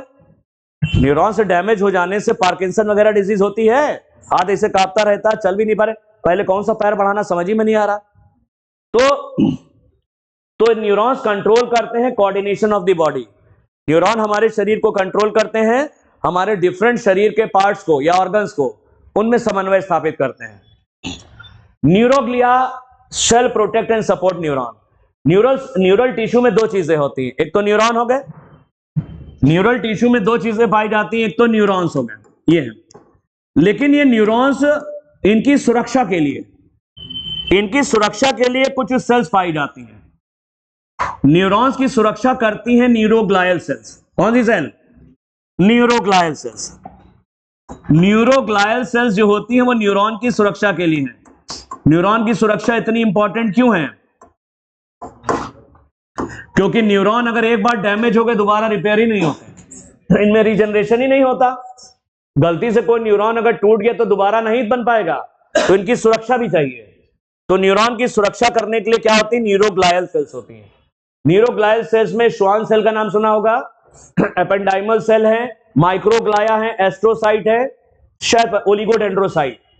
Oligodendrocyte, Schwann cell, ependymal cell, microglia, astrocyte, ये सब न्यूरोग्लायल सेल्स के नाम हैं। यहां मत जानो, कभी मौका होगा तो बता देंगे। आगे देखते हैं। तो इनको न्यूरोग्लायल सेल्स कहते हैं, कई तरह की होती हैं। ये प्रोटेक्ट और सपोर्ट करती है न्यूरॉन को, न्यूरॉन की सुरक्षा के लिए, और उनको सपोर्ट करती है। Neuroglia make up more than one half the volume of neural tissue in our body. अरे न्यूरल टिश्यू का आधे से ज्यादा हिस्सा न्यूरोग्लायल सेल्स बनाती हैं, तो आधे से कम में न्यूरॉन हो गए। तो ये कितना बनाती? न्यूरोग्लाया कितना बनाती? न्यूरल टिश्यू का हिस्सा make up more than one half the volume of neural tissue. ये न्यूरल टिश्यू के आधे से ज्यादा होती हैं, आधे से ज्यादा है न्यूरोग्लायल सेल और आधे से कम है न्यूरॉन्स। ये याद कर लेना। तो चार तरह के आपने टिश्यूज पढ़ लिए। एनिमल चाहे जितना ही कॉम्प्लेक्स क्यों ना हो जाए, टिश्यू चार ही तरह के हैं। कौन कौन से हैं? Epithelial tissue, connective tissue, muscular tissue और न्यूरल टिश्यू। मोटा मोटा याद कर लो। एपिथेलियल टिश्यू दो तरह के होते हैं, सिंपल एपिथेलियम और कंपाउंड। सिंपल एपिथेलियम तीन तरह के होते हैं, स्क्वामस, क्यूबॉइडल और कॉल्यूमनर। क्यूबॉइडल, कॉल्यूमनर दो तरह के होते हैं। सीलिएटेड ग्लैंड्यूलर, ये हो गया सिंपल एपिथेलियम। फिर वो कंपाउंड एपिथेलियम अलग से पड़ा। फिर आता है आपका कनेक्टिव टिश्यू। कनेक्टिव टिश्यू सबसे ज्यादा बॉडी में है और हर तरफ होते हैं, वाइडली डिस्ट्रीब्यूटेड और सबसे ज्यादा होते हैं।